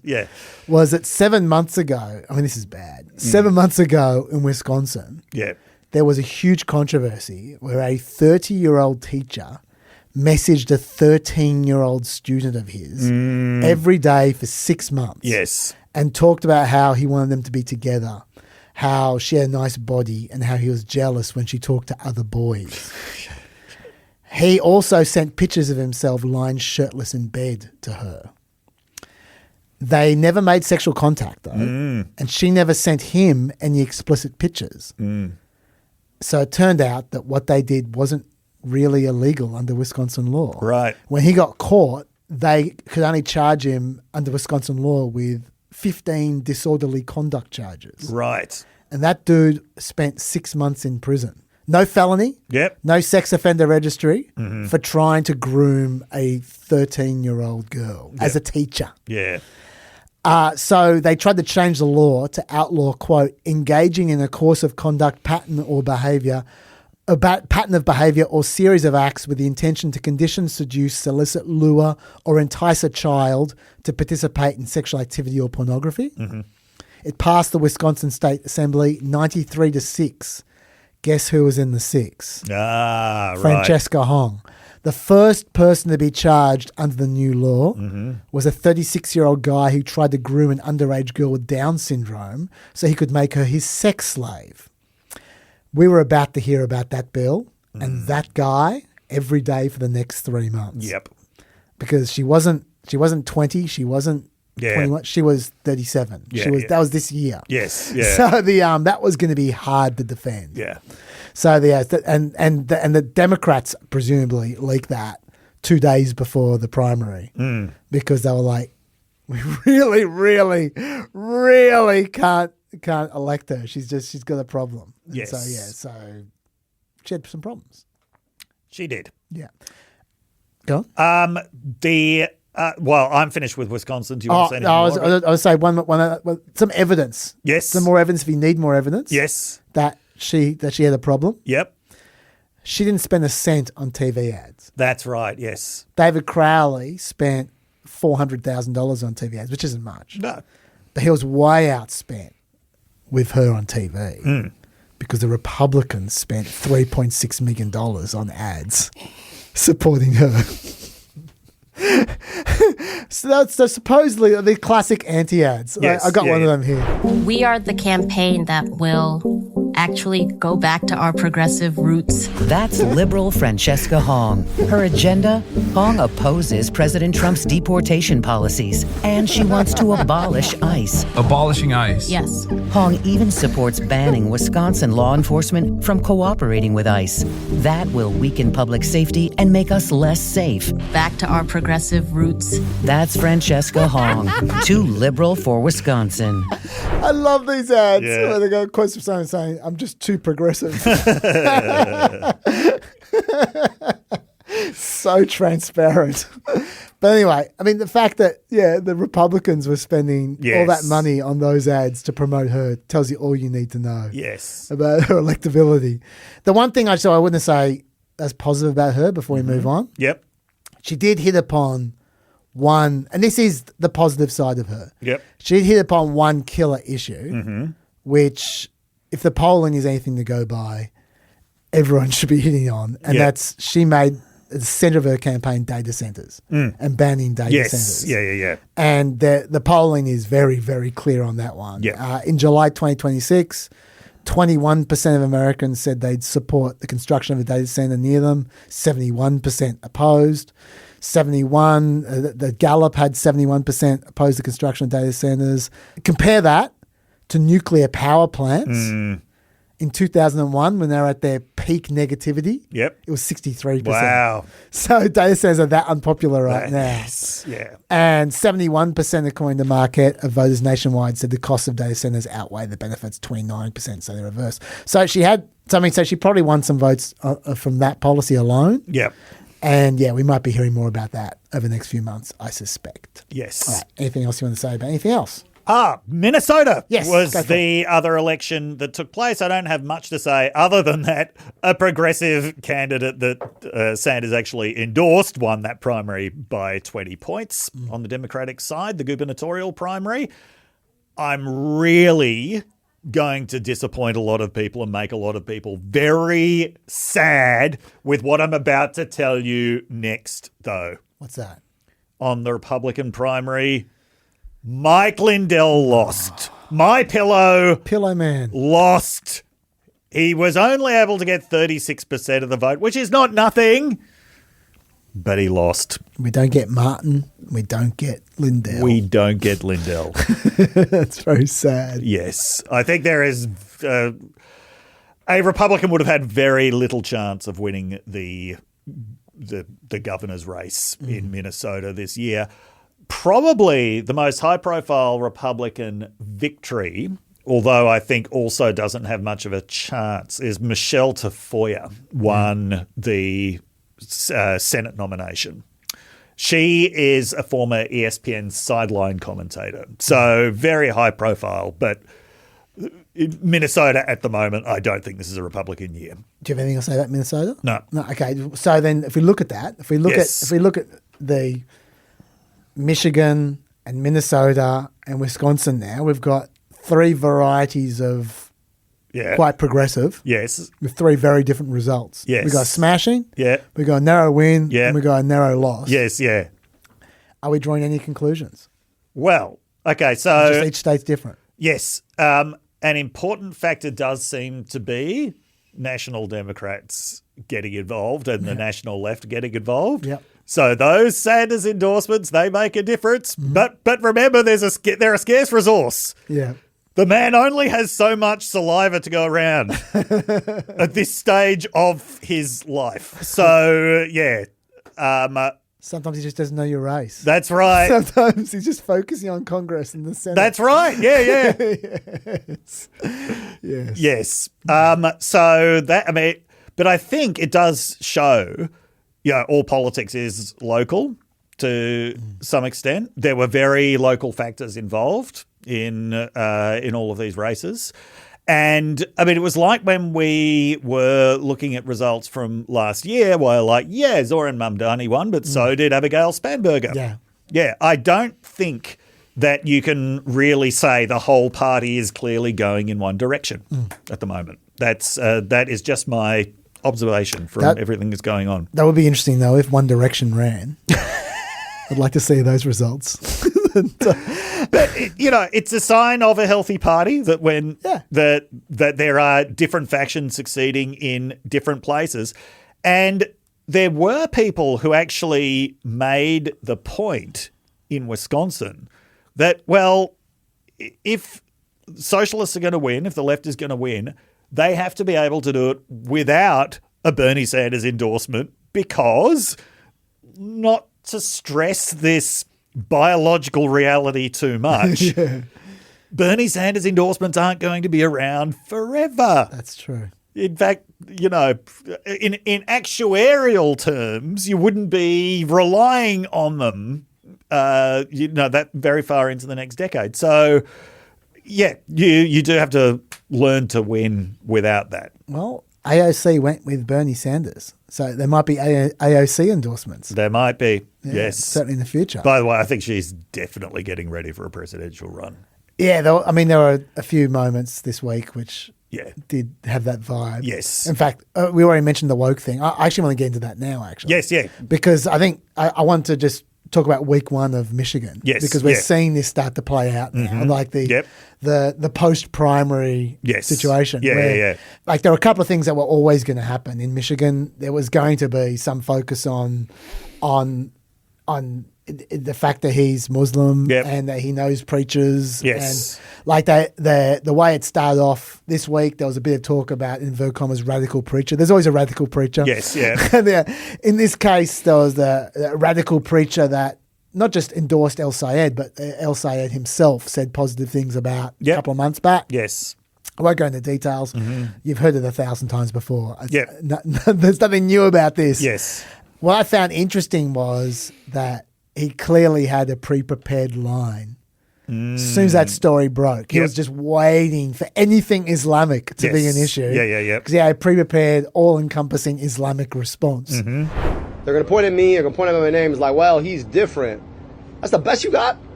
You can't actually talk about what you want to do? My name is not raising your gas prices. My name is not taking us to war. My name is not the reason you can't afford your groceries. You know what it is? They're BS policies. So you can point to my name all he wants. But I'll also tell you this. I've been an Abdul in Michigan my whole life. This is like the best place in the world to be Abdul. You know why? Because Michiganders they're big-hearted. They're open-minded. They're earnest, and they're gritty. And Michiganders are sick and tired of BS politics coming in to divide us when there's so much more we can unite to actually guarantee if we're willing to come together around it. So if all Mike Rogers got is that his name is Abdul and my name is Mike, you're going to be surprised how many people will be like, yeah, but that's the Abdul who wants to bring down the price of my groceries and gas and stop us sending money abroad and make sure that I got health care. So yeah, I like that Abdul over your Mike from Florida. I mean, he hasn't quite got it down, but he's getting there. Yes. That is pretty much the way to respond, I would have thought. Yeah. Which is just to go, you know what? I'm not engaging in that bullshit. Yep. I'm not going to disavow it. I'm not going to stand back. I'm not going to apologise.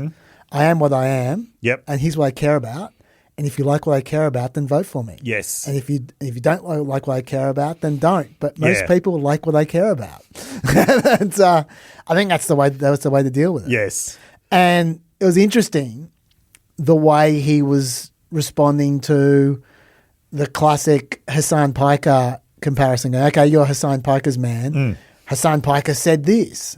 This is what he came up with. You know, you face scrutiny for campaigning with socialist streamer Hassan Piker, who has made a series of inflammatory comments, as you well know, including saying America deserved 9/11, describing Hamas as a lesser evil than Israel. Do you plan to continue to campaign with Hassan Piker in the general election campaign? Look, I'm less concerned now with who I'm campaigning with, a lot more concerned about who I'm campaigning to. We got a lot of work to do to continue to build the coalition that's going to beat Mike Rogers. Would you welcome him, though? On the campaign trail with Like I said, I'm a lot more focused on who I'm campaigning to. So I think we have this notion sometimes on shows like this that we cannot or should not talk to certain groups of people. And I'll tell you that the 3 million people who listen to Hassan are people I want to make sure understand that there's a pathway into our politics around getting money out of politics so we can put money back in pockets and pass Medicare for all. And so I'm going to continue to have the conversations with those folks who we desperately need to reach out to, just like I'm going to continue to have conversations with seniors in senior homes, folks up north, folks in Detroit, folks in Grand Rapids. So again, I'm a lot more focused on who I'm campaigning to rather than who I might campaign with. It's exactly the same strategy. Yep. Don't apologize. Don't feel embarrassed about the people you're with or whatever. Don't throw them overboard. But at the same time, don't get distracted by it either. Yes. Just go, you know what? I'm moving on to what I want to talk about. Here's what I want to talk about. Yeah. He just does it every single time. Yes. Way more adept than Francesca Hall. Yes. Yeah, I'm just reminded when he was talking about like Michiganders are the biggest hearted people and they're gritty. I had a friend from Michigan. He was from Bay City, Michigan. He hated the term Michigander.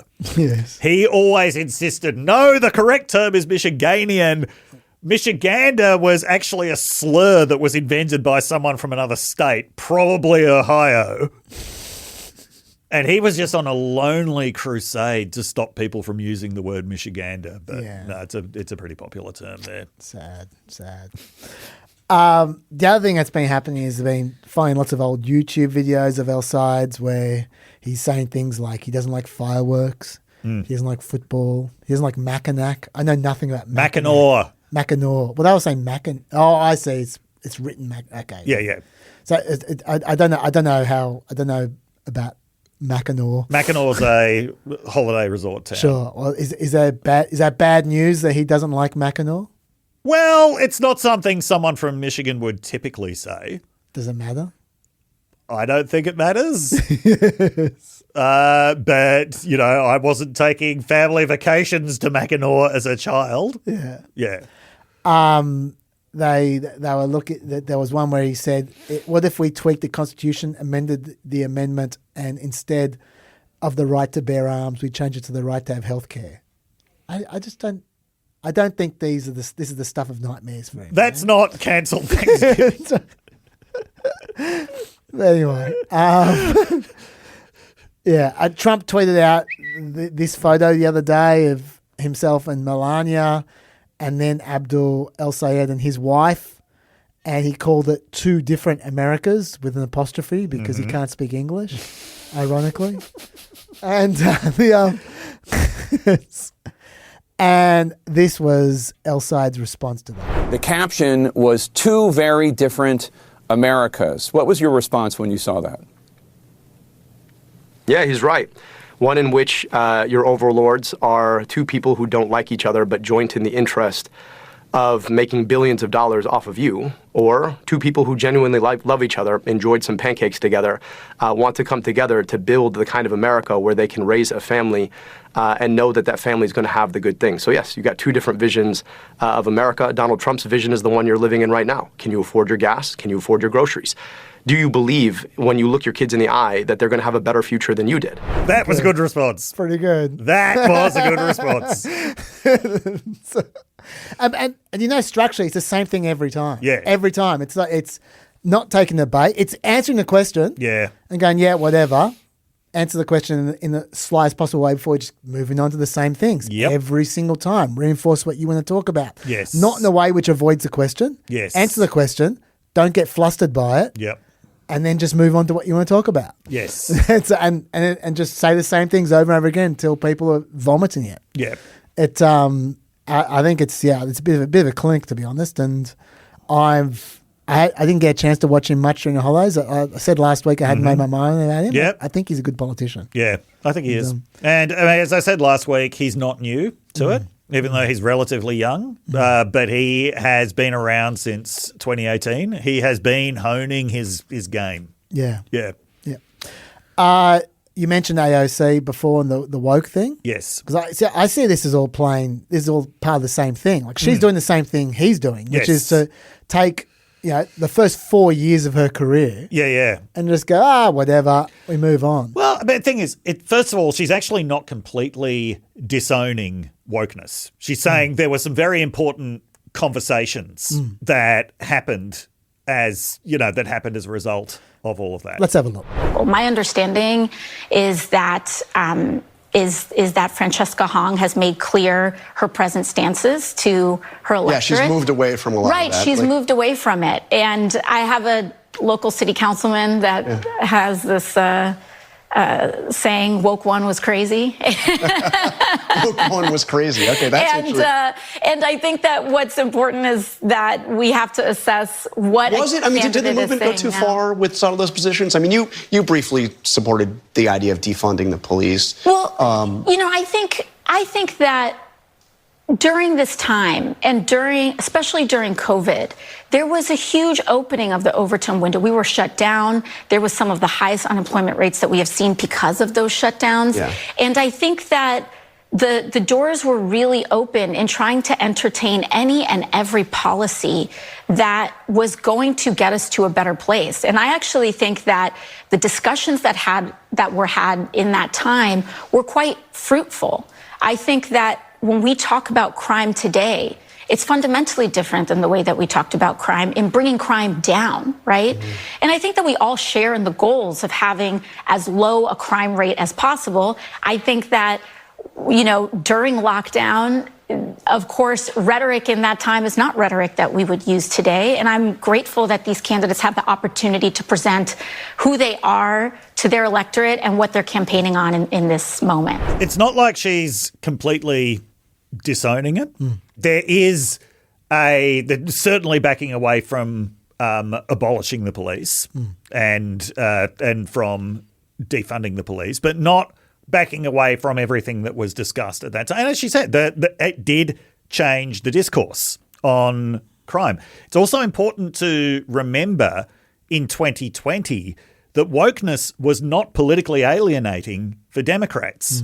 This was the year that Joe Biden endorsed Black Lives Matter, that Joe Biden was, I always think the photo of him taking a knee while wearing a COVID mask not long before he won an election by 7 million votes.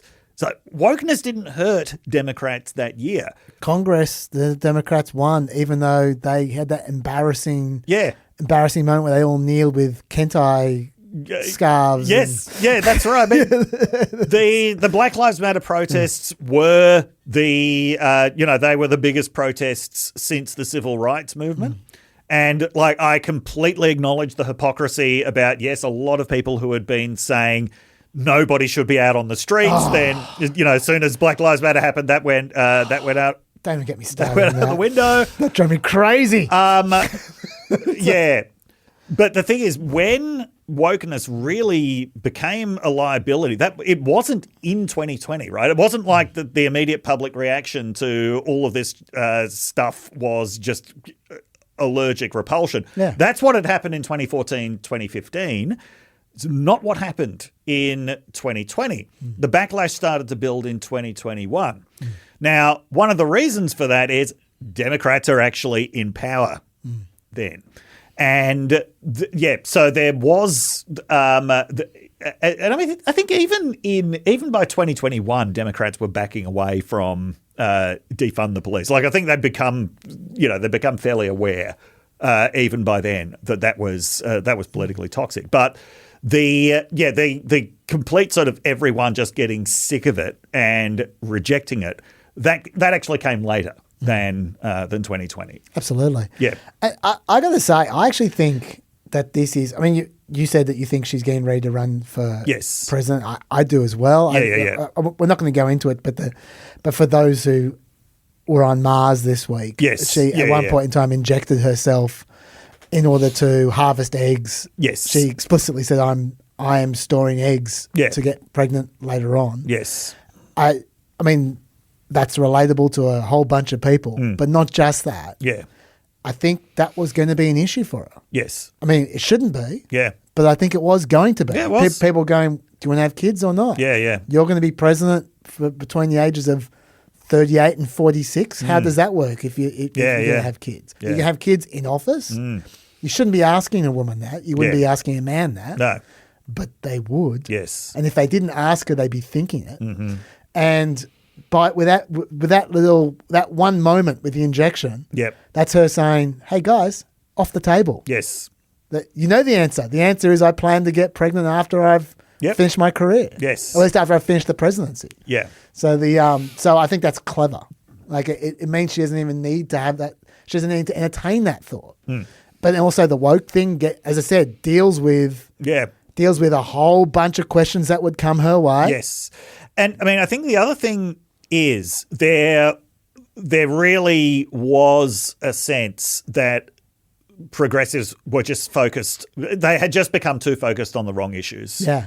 Too focused on language, too focused on identity politics. Whereas, acknowledging that, or at least saying that suits the left now. Yes. Because the left now is it all has to be about material issues. And especially suits her because she was talking about material issues back then as well. She was, yes. She was doing both. Yes. That was her selling point. Yes. She could deal with the culture stuff and the economic stuff. That's right, yes. And now that the economic stuff is particularly fashionable, she can focus on that. Yes. It does work out well for her. But also people should remember how quickly these things can swing.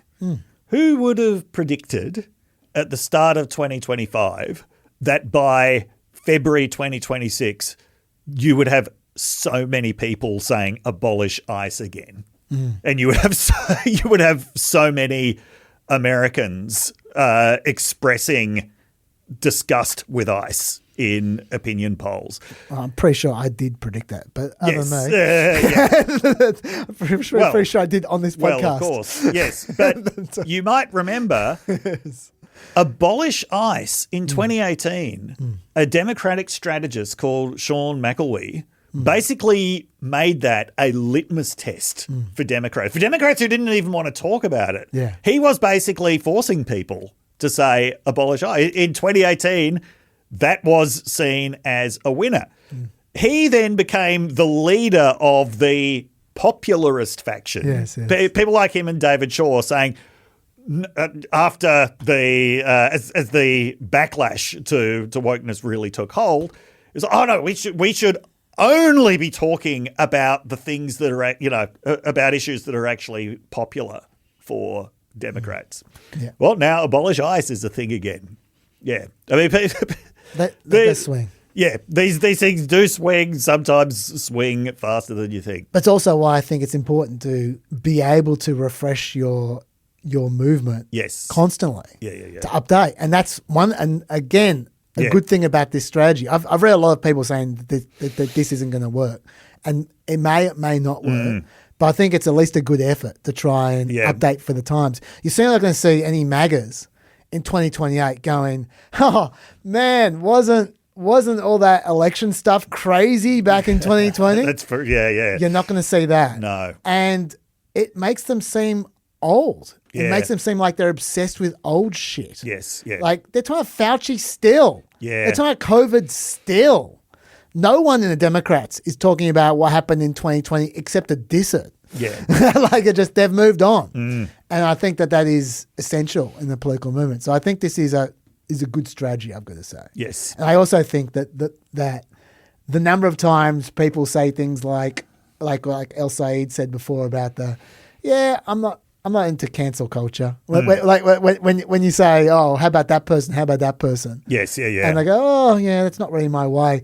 They're doing the same thing in a subtle way. Yes. Because that was the cancel culture thing was what the Democrats are accused of. Yeah. So Democrats going, forget that. Forget the cancelling stuff. Yes. Like he did that with the Pikers 9/11 comments as well, I think, as well. In fact, I think I got the clip right there. When asked about Hassan Piker's comments on 9/11, Senator Bernie Sanders called it a dumb statement. Do you agree? Do you disavow those comments that America deserved 9/11? Of course it was a dumb statement. And of course, I think Hassan himself would say that was a dumb statement. He disavowed it. So yes, America didn't deserve 9/11. But, to sit here and play gotcha politics with a dumb thing somebody said out of context that they disavowed themselves to say, oh, well, what does that mean about what you think? I want to be held accountable for what I say and what I do, rather than this idea that we're so stuck in cancel culture that all of us agreed was a bad idea back in 2020, but we seem to want to bring back. Very good. And by the way that I remember it, even before 2020, people on the left were saying this cancel culture thing has gone too far. It's a bad idea. Francesca Hogg saying not only in 2020, in late 2020, cancel Thanksgiving. Yeah. Yeah, she was a bit behind the times. I don't have the numbers on me. I was going to move on, but I am. But I saw a poll a couple of weeks ago, which was, the numbers aren't important. The important thing is, if you ask people about whether when people say offensive things, they should be called out, or whether people are too critical and we should just move on. Democratic men now are more on the let's move on side than Republican men are. Really? Republican men in the last like 4 years have moved sharply from let's move on to call them out. And Democratic men, in fact, both Democratic men and women have moved in the libertarian direction, and Republican men and women have moved in the socially conservative direction, which was where they belonged originally anyway. They switched around for a little while. Now they're switching back. But the men have moved much faster than the women have. This is also the effect of being in power. Yeah, it is. That's a great call. Yeah. It's just interesting how I'm not sure people realize how fast that movement is happening right now. Yes. It's well, I mean, the Charlie Kirk assassination led to just this festival of what we could have called cancel culture. Yeah. Right. Yeah, in 2020. Okay. I wanted to talk about Max Miller, but I'm not going to talk about it now because I'm looking at the time and I want to get your stuff out. I can do that after you leave. Okay, sure. He's more election stuff. I'm just going to go on about him for a while. Yep. I want to get to your not normal. Okay. Why don't we do that? Yes. This is not normal. Who expected to read the sentence, Trump was hidden in a catering cart? Not me. I'm not surprised he was in a catering cart. Hidden is a surprise. But that's not even the most not normal part of this story. Okay, so what are we talking about? What are we talking about, Dave? Over a month ago now, after the NATO summit in Turkey, the United States got what was described as information about a credible threat from Iran to the president's plane. Yes. I haven't heard exactly what that threat was supposed to have been, and we'll come back a little bit later to what has come out about that intelligence. Okay. But presumably it was someone was going to try to shoot the plane down. Okay. So this is a plane flying from Turkey to London. Yep. So what happened was Trump sort of made an announcement that I don't think anyone really noticed at the time, but in retrospect seems a little bit weird.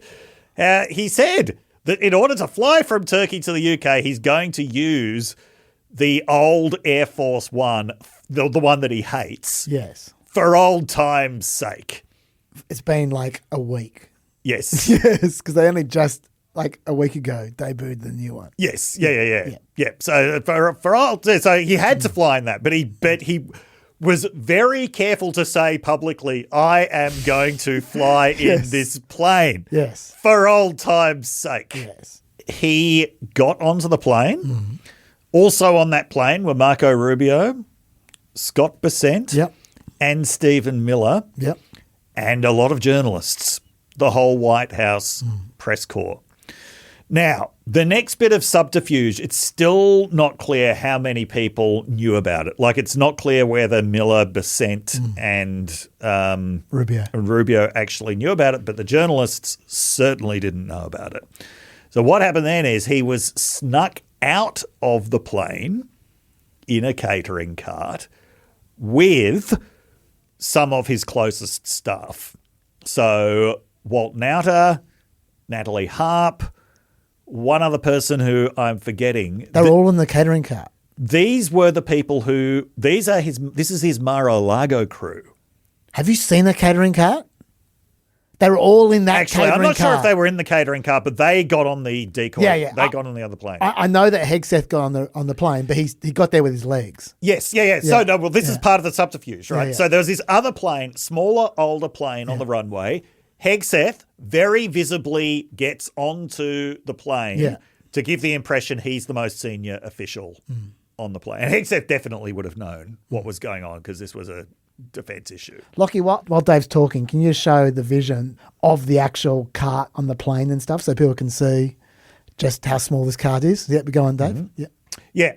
So the point is Trump took his close personal staff with him, all these people that he knows from the Mar-a-Lago days. He didn't take Rubio, Bessent, and Miller, who are three of his most important people in the whole administration. But apparently disposable. Apparently disposable. How would you be if you were them? Yes, because they then went on the Decoy flight to the UK, which, as I said, none of the journalists knew what was going on. It's not clear whether any of them knew what was going on.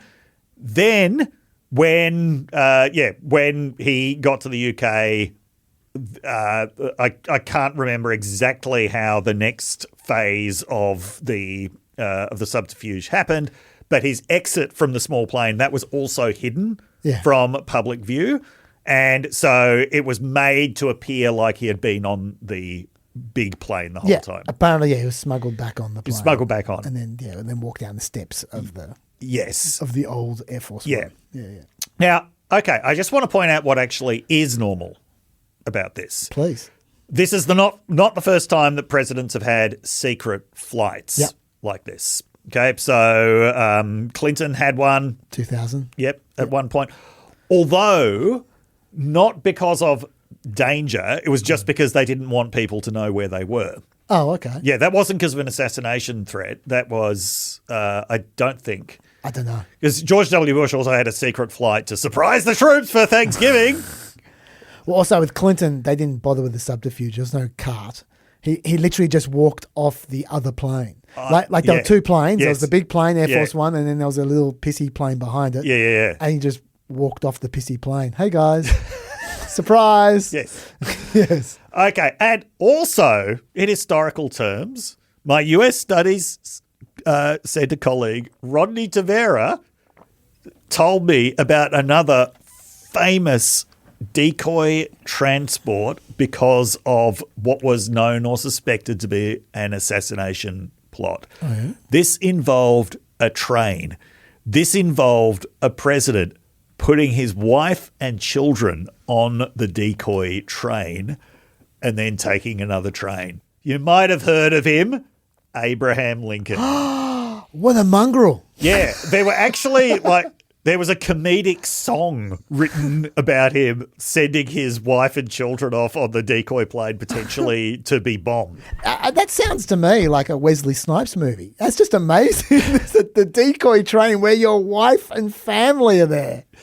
Amazing. Yeah. So, okay. So not entirely unusual. Here are the unusual things about it. Please, tell me. The fact that we only found out about it a month later. Yep. Yes. That is unusual. Yeah. And the fact that there were this many people on the decoy plane, probably none of whom had any idea about it. And that even when the danger was very clearly past, they were kept in the dark about it. And the fact that there was an entire full plane of decoy people who had no idea, at least almost all of them had no idea. Yes. That's pretty unusual. That is, yeah. Yeah, normally dicing with hundreds of lives when you pull one of these. Yeah. Okay, now that raises the next unusual issue, which is, were they actually dicing with hundreds of lives? Yeah. Trump was asked about this, and he said, "Oh, well, actually, I think the plane that I was flying on would have been the more dangerous target."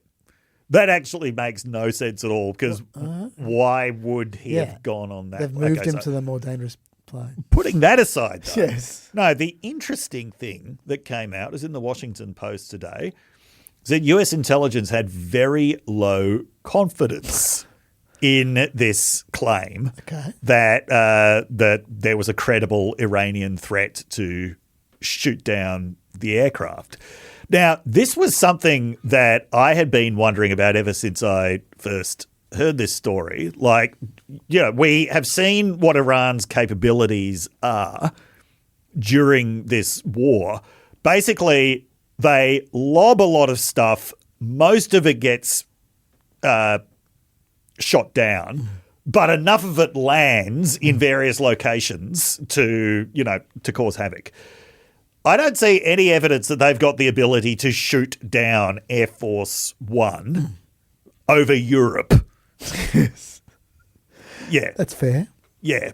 And isn't Air Force One, isn't it famously defense equipped to deal with just about any threat? I mean, maybe there's no threat against a missile, but no defense against a missile, but I don't know. Isn't this the whole problem with the Qatar plane? Is that it's going to cost so much to outfit it? Well, that's the thing that it's part of the.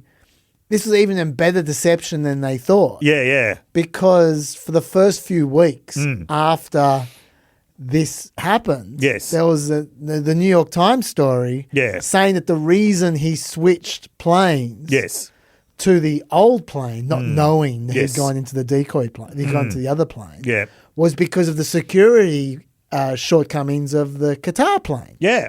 Because he got into the Qatar plane from London back to America. Yes, yeah. But from Turkey to London, the New York Times reported that because the Qatar plane didn't have enough security features or defense features and there was a danger zone, you had to go into Air Force One. There you go. So that added to the subterfuge, ironically. Yes, yeah. That was the story. The Qatar plane didn't have the features, but the Air Force One does. Yes. I don't know. I don't doubt that the Iranians want to kill him and are trying to kill him. I've been trying to kill him for a long time. I'm sure they are. Absolutely sure they are. But it did seem very weird that they would think that Iran could actually shoot down a plane over Europe. Yeah.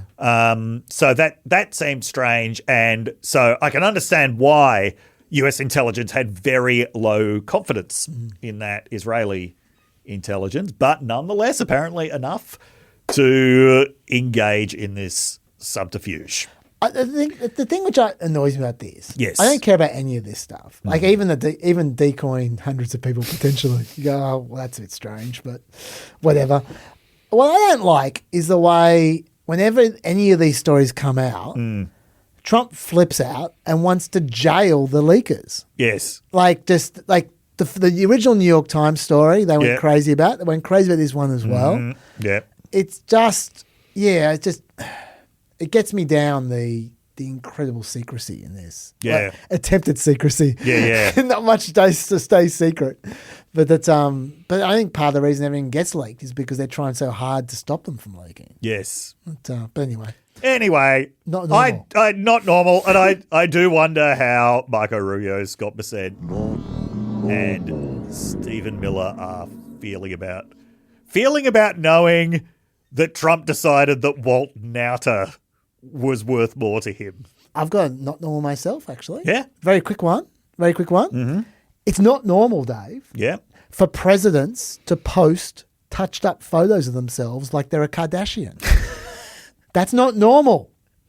I cite for you what Trump posted on Truth Social the other day. Have a look here. This magnificent picture.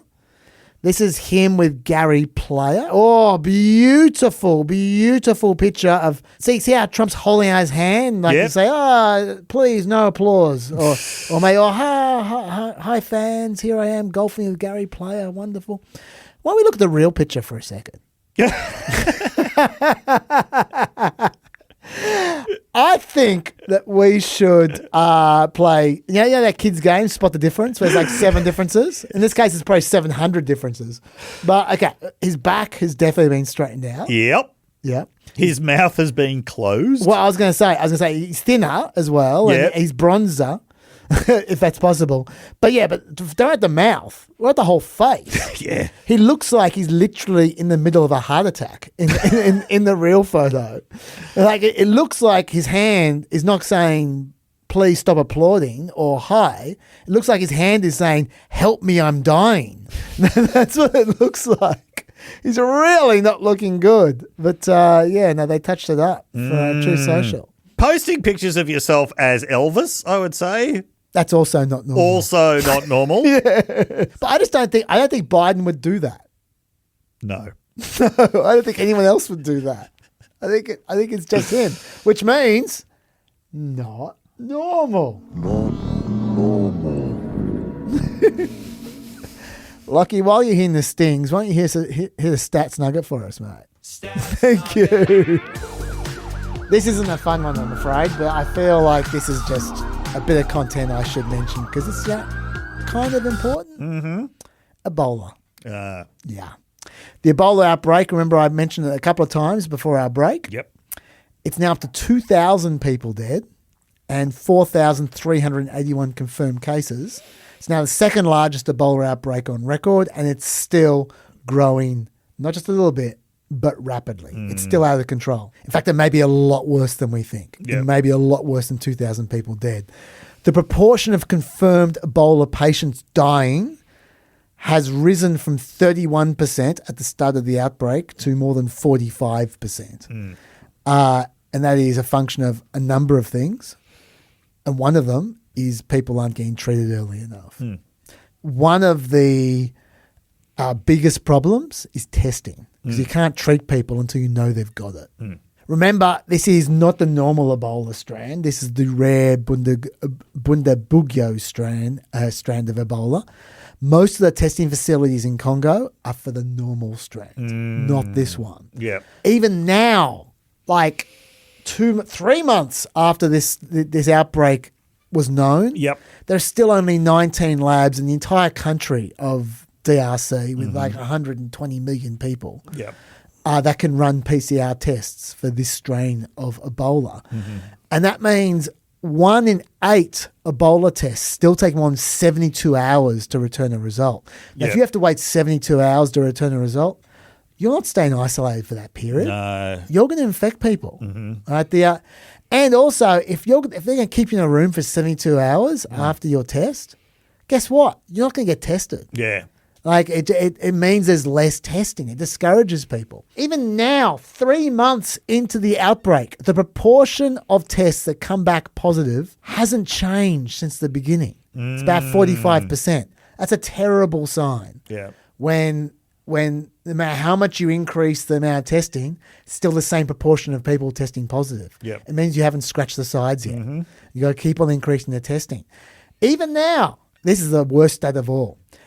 80% of people who test positive for Ebola haven't had contact with any other confirmed patients.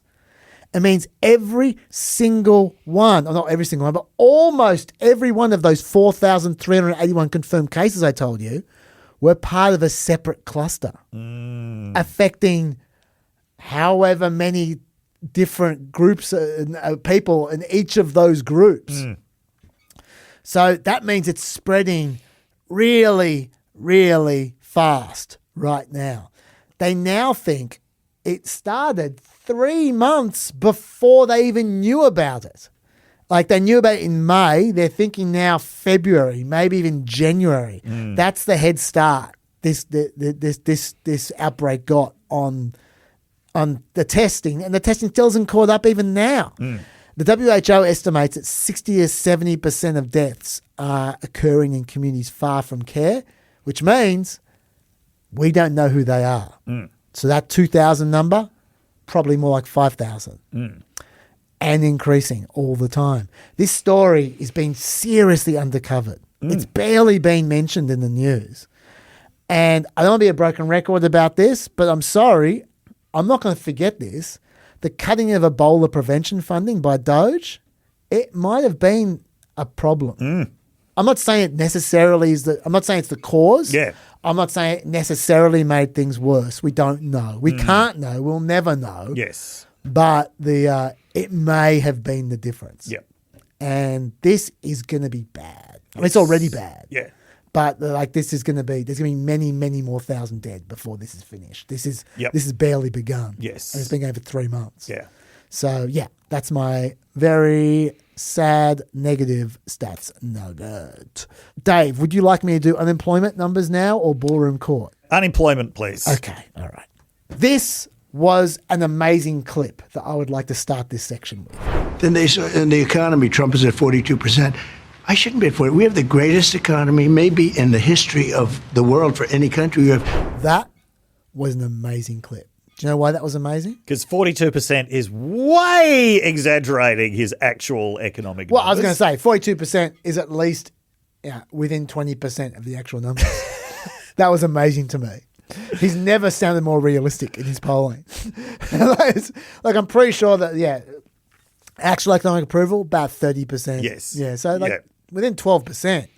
Mate, that's within Michigan level. Yes.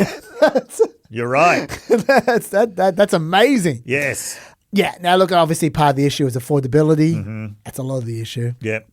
50+1 had an interesting graph from YouGov. 36% now say affordability is the number one issue, compared to 24% in October 2024, the affordability election. Wow. So that many more people care about it now than cared about it back then. And as you can see, it's going up a lot still. But something we haven't spoken so much about is unemployment. Yes. Which I now want to. The new numbers came out on Friday. Not good numbers. Let's look at the graph, lot. There were 23,000 fewer jobs in July. Mm-hmm. Negative. You can see a little red dot at the end there. Yep. But also, May was revised down from 129,000 jobs to 63,000 jobs. And June was revised down from 57,000 jobs to 20,000 jobs. And the average jobs gained in the past 12 months? 26,000 jobs per month. Now, Fox News tried their best to spin this. You know, when Palantir announced their earnings, they basically had record earnings by decreasing their sales force. So there's this AI productivity boom underway, and it's obvious what's happening. But no, this is great news. That's why the market's up, and now the Fed has an unemployment mandate, and so this is great news. Would you say that that's great news that Palantir is making bigger profits now by firing people? This is just what Americans want to hear. That beloved family brand Palantir is able to make more money by firing people. I wonder why the kids are turned to socialism, Dave. Yeah. I wonder why AI data centers are unpopular. I found that a remarkable clip. Yeah. But anyway. I love it. This is great news. In all seriousness, I mean, for a start, what's your reaction to this? Do you have any notes?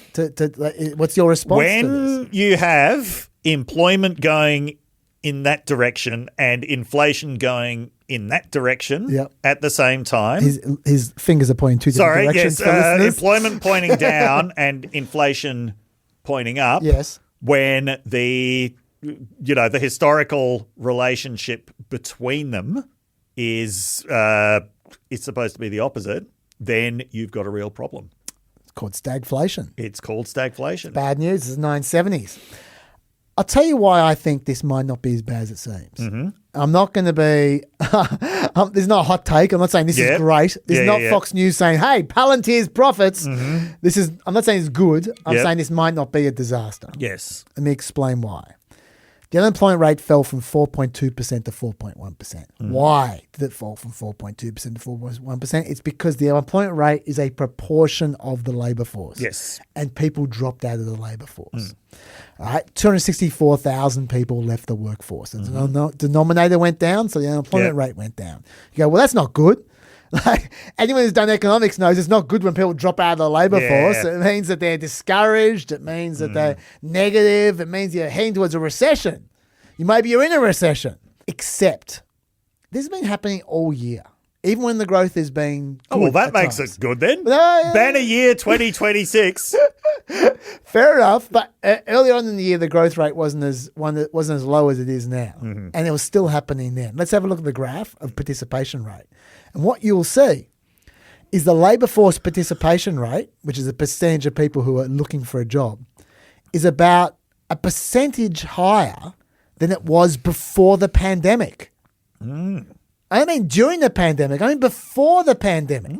Okay. At a time when people thought the economy was going along pretty well. Yeah. There are more people working now than there were then, right, as a percentage of the population. But it's dropped about 1% since December. It's been going down all year. Yeah. Still better than it was, right? It's not necessarily a disaster, but it does require an explanation. Yeah. What is going on? This is what I think is the explanation. I have no evidence for this, okay? I might be completely wrong. But the only thing that makes sense to me is immigration. This is immigration enforcement. Yeah. This is cutting that. This is closing down industries that hire a lot of workers. This is people who think they're at a risk of enforcement, staying home, not going to jobs. That's why I think it's happening in particular over the last 12 months. Yes. Like since they really went hard on the immigration enforcement. Yep. I think that's why people are staying home. Yes. I think the labour force is becoming smaller. Yes. Because the immigrants aren't part of it anymore. That's right. And they're by the choice of the Trump administration. Yes. Also, because of the numbers of people looking for jobs going down, it means the demand for jobs is still high. Sorry. Because there are less people looking for jobs, it means supply is less high, which means you don't get rising wages. Right, yes. Because the supply is lower. You want the demand to be high, not the supply, right? Yep. And so that is part of the reason why the average hourly wages have only increased by 3.2% over the last 12 months, which is the lowest rate of increase for 5 years, when inflation's gone up by 3.5% and everyone's going backwards. It's because of the lack of supply of labour because of the immigration crackdowns, which is the reason why the unemployment rate is not going up, even though people are dropping out of the labour force. That is my guess. Yeah. It seems to make sense to me. Probably right. Yeah. Doesn't sound good. No, I'm not saying that. But what I'm saying is that the whole of America is shrinking. Yeah. That's what's happening. And the next stop is for growth to go down. Yes. Because if you have the population going down, the working population going down, unless productivity goes up by huge amounts, the growth goes down. The population productivity may go up by a huge amount because of AI. But if it doesn't, then you're going to get shrinking economy. Well, I mean, the thing is, if it doesn't happen quickly, you're going to get a shrinking economy. Yeah. Yeah. So what I'm saying is, I'm not saying that's good. What I'm saying is it's not, the whole country's in a recession and everything's going to shit. It's, you guys have made a choice. Your choice is to put immigration crackdowns above everything else. Yep.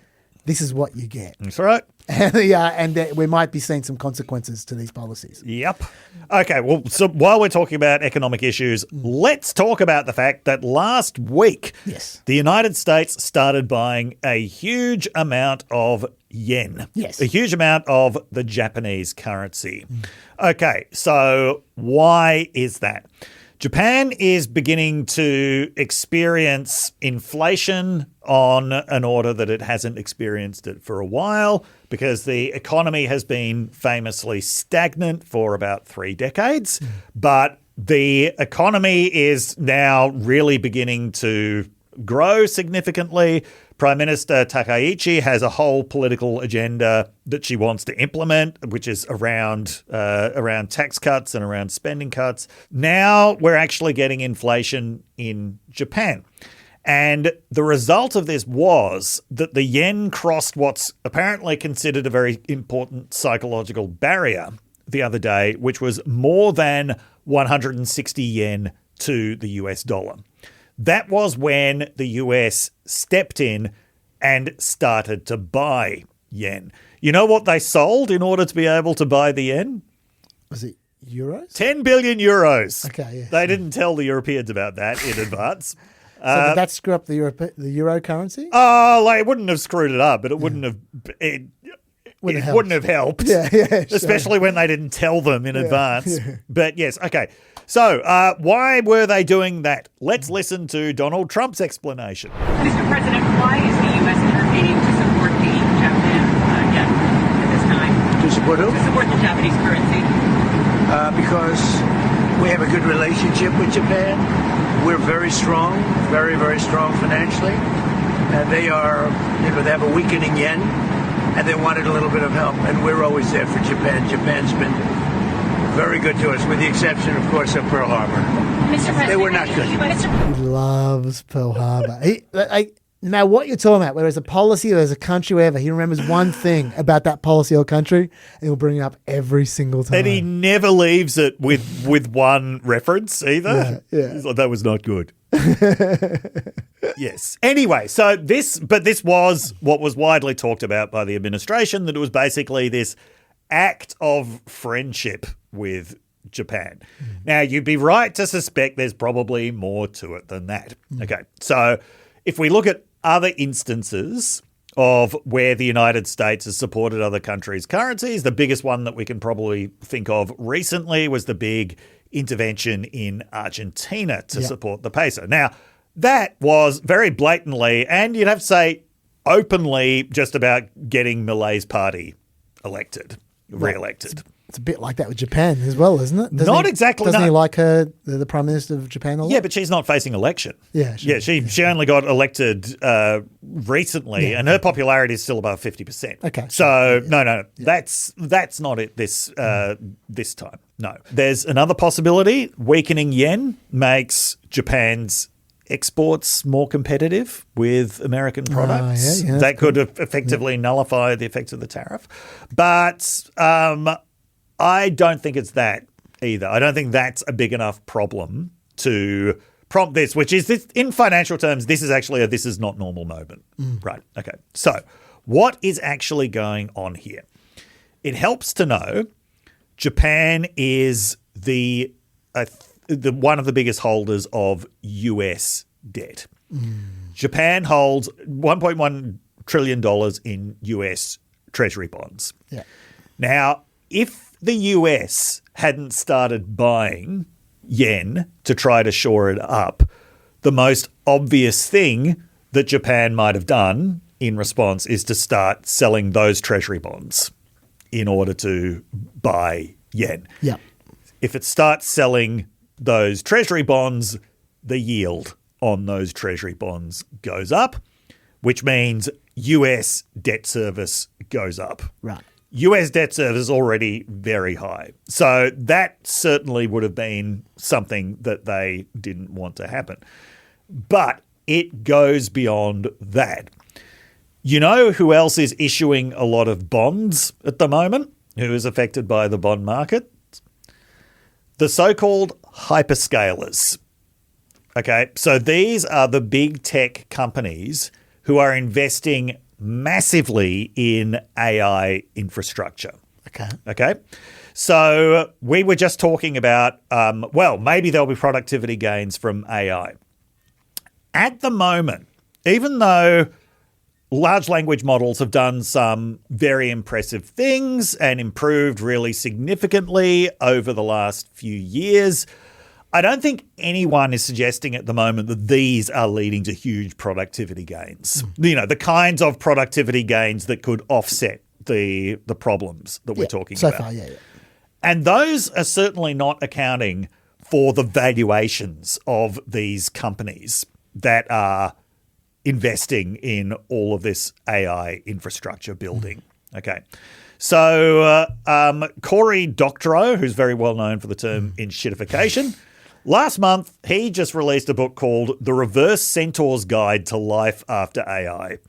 I'm putting this book on the reading list. I heard someone wrote a book about that. This is a very skeptical view, not so much of AI, the technology, but of AI companies. Yeah. And the Centaur, reverse Centaur thing is Centaur is somebody who's able to use technology essentially to enhance themselves in some way. So they get the horse's back legs. He's saying the problem with AI is that we're heading for a future of reverse centaurs, where we're basically serving the needs of the AI companies. Yeah. Now, Cory Doctorow's provocative argument, but I think there's something to this, he's like, okay, so all of these companies, they're always fighting to maintain their status as companies of the future, right? So they never want to be seen as mature companies that will deliver steady returns. That, you know, they don't want to be like IBM or Hewlett Packard or Intel, companies that have reached their mature stage, and they're still great, but they're not promising astronomical returns anymore. So he said, if you look at the price to earnings ratios of these companies, this is essentially how much are people actually prepared to pay in dollar terms for the shares for like $1 of return. For a normal company, probably $20 is going to be the maximum that you want. But for these companies of the future, companies that are promising immense future growth, significantly higher than that. So tech companies are often like above $30 in this, and this is where they are. But if they stop being seen as companies of the future, companies that will, you know, someday deliver something truly incredible, then they are going to lose those price to earnings ratios. Yeah. Now, so his argument about, which I think I've repeated a few times, about, you know, you occasionally get these pronouncements from AI companies that, oh, holy shit, we might have built something incredibly dangerous here that could end the world once it discovers sentience. He's saying that's not the real risk of AI. They're just saying that to maintain the price to earnings ratios, because you say that's directed at investors. That's basically saying if we built something that's so dangerous it could destroy the entire world and humanity, this is obviously that's a great investment. Yeah, this must be something worth investing in. Like maybe not so much for the death and destruction, but you know that this technology is going to be good. Right. So, but his argument is no, the real danger is obviously that a lot of people are going to be persuaded to fire their employees in order to replace them with glorified chatbots who are going to do a worse job. Yeah. Okay. The promise of these artificial intelligence companies is that they will actually get to artificial general intelligence, which is supposed to be a whole huge new step. If not consciousness, then some much bigger form of super intelligence that can really, really do a lot more than large language models can do now. Yep. Okay, so that is what is that's what people are really investing in when they're investing these huge amounts. Now, but it is generally claimed that in order to do this, you have got to have far more computing power. So you've got to have a lot more investment in these data centers and in NVIDIA chips. Okay. Now, one of the points that Doctorow makes is, so DeepSeek threw a bit of a spanner in the works to that when they were supposedly able to do it with able to do the same things that current large language models could do with a much cheaper and less computing intensive model. Yeah. And he was saying usually people should welcome this as a good thing. Like, oh, this is actually going to be a lot cheaper and easier than we thought. He's like, no, these companies have to maintain the idea that, no, it's going to be hugely expensive because they need to keep the investment coming in and they need to keep these price to earnings ratios very high. Okay, so the reason why there's been so much bubble talk recently, there's a few reasons. One is just that the two big AI companies, OpenAI and Anthropic, they are just not making that much revenue. Certainly not enough revenue to pay for all of the commitments that they have made to these big tech companies who are building all of these data centers. Right. To the extent that some of these companies are now just actively supporting AI and Anthropic in order that they can actually fulfill their obligations. So Microsoft's giving them all kinds of credits, for example.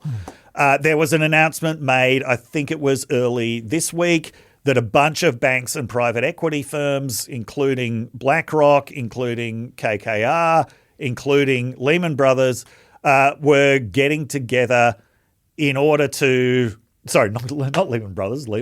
Freudian slip. Lehman Brothers is extinct. Goldman Sachs. Yeah. We'll come to Lehman Brothers in a second. Yeah. That they are getting together to raise $500 billion for these two companies in order that they can actually fulfill their obligations. Because if they can't fulfill their obligations to the hyperscalers are in a bit of trouble given how much they are spending on these data centers. Of course, yeah. Now, the big one that everyone is talking about at the moment is Oracle. Okay. So the New York Times had an article suggesting that if there is a bubble going on, and if it is a bubble, it is one of the most forecast bubbles in history, that if there is a bubble going on, then, to mix the metaphors, Oracle could be the first domino to fall. Sure. Okay, because Oracle, they're all spending a lot. Some of them are taking on a lot of debt. Yep. Like I think collectively they've taken on something like $120 billion in debt this year. Sure. But Oracle is taking on more than everybody else and can afford it less than everybody else because this is not originally what Oracle was. Oracle was your classic company that once was a cutting-edge company but then matured into just a good company. But that wasn't enough for Larry Ellison. After Trump got re-elected, Larry Ellison went to the White House to announce something called Project Stargate, which was essentially Oracle getting into the AI infrastructure business. Yeah. Its only client in this is OpenAI. It's not expected to get anything from OpenAI until 2027. But Oracle now has a debt-to-equity ratio of 5-1.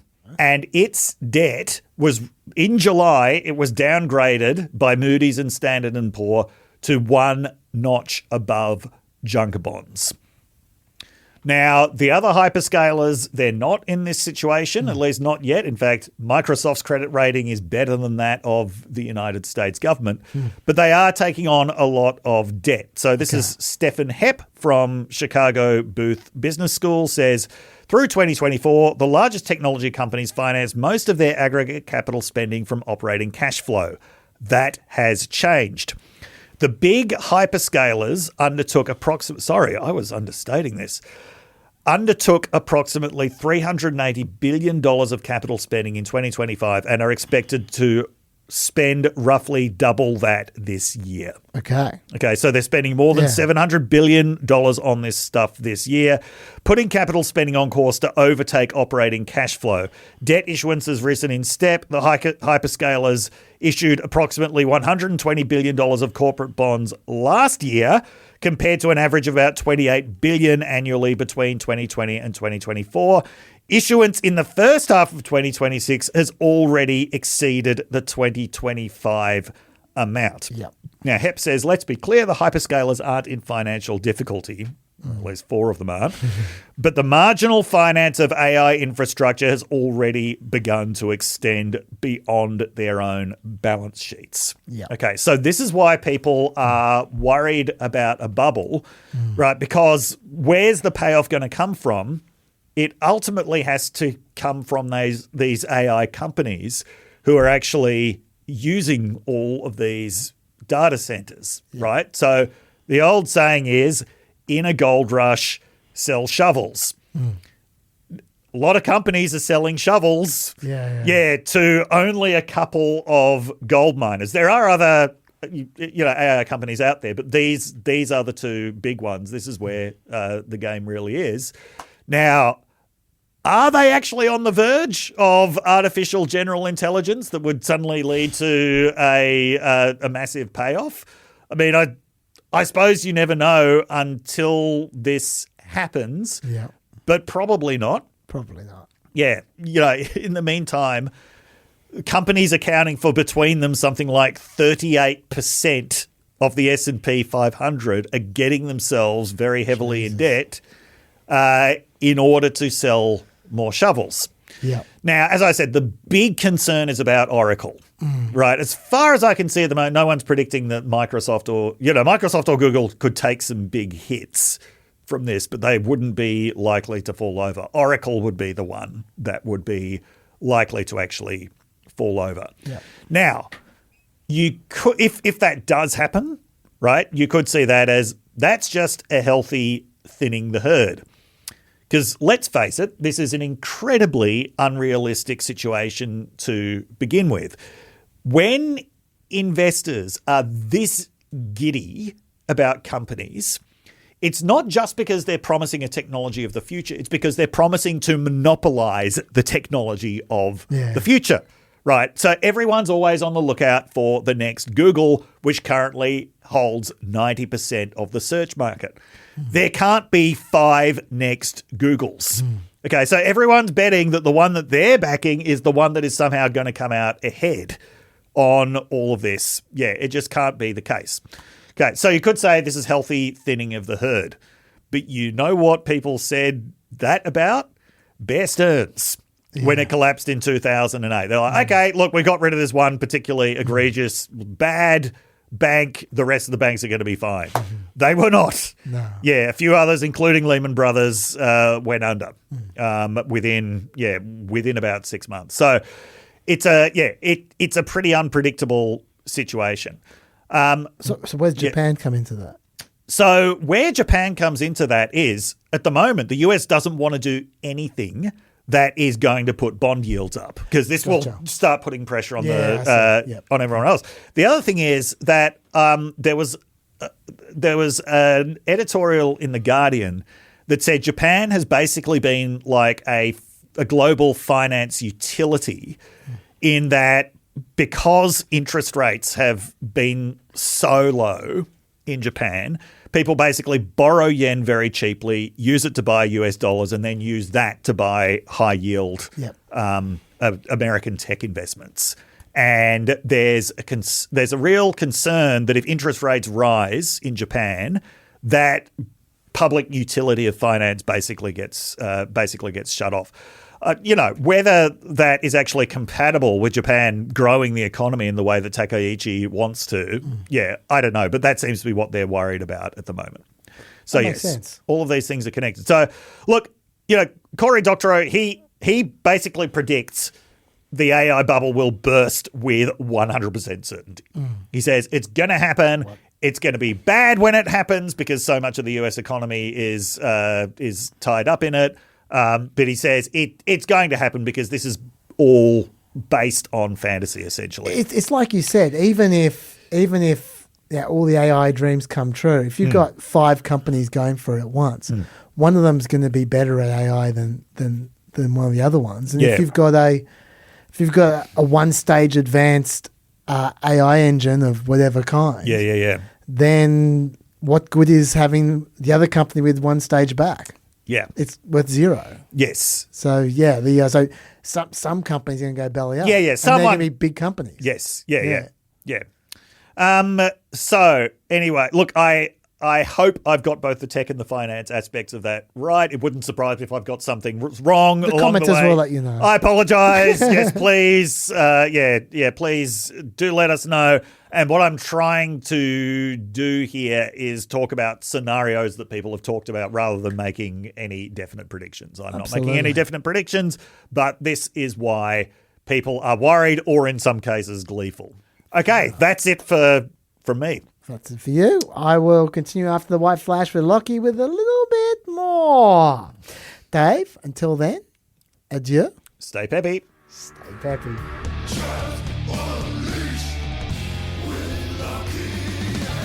Welcome to the other side of the white flash. This is Chaz Unleashed. With Lockie the Lackey. Hello, Peppers. Hello, Chaz. Hello, Lockie. It is great to see you. Now, I won't do any correspondence now. I'll save that for... I'm going to have a middle podcast at some point in time, either this week coming up or the week after. Mm-hmm. And there'll be plenty of correspondence there because there's just a bunch we didn't get to. So I'd like to get out of the way. And I already teased I want to talk about Max Miller with the election. So why don't we just start right there? Look, I could do this story real long because this Max Miller fellow, he contains multitudes. Not very good multitudes either. And if you're going to do it, you got to do it properly. But I don't want to spend an hour on the guy. Okay. He's just one congressman. So we'll just stick to the next 30, 40 minutes. Yeah. So we'll start maybe 25. We'll see how we go. I might be able to squeeze in one more topic. I don't know. Let's start with his background. Now, like Trump, Max Miller comes from a very wealthy real estate family. And this is a bit of a theme. There's a lot of Trump in Max Miller. He also seems to share Trump's life of impunity. Politico spoke to 60 people about Max Miller from his past. You talk to 60 people when you think this guy's got a bit of a story to tell. And he certainly does. They all seem to have a similar story about Max Miller.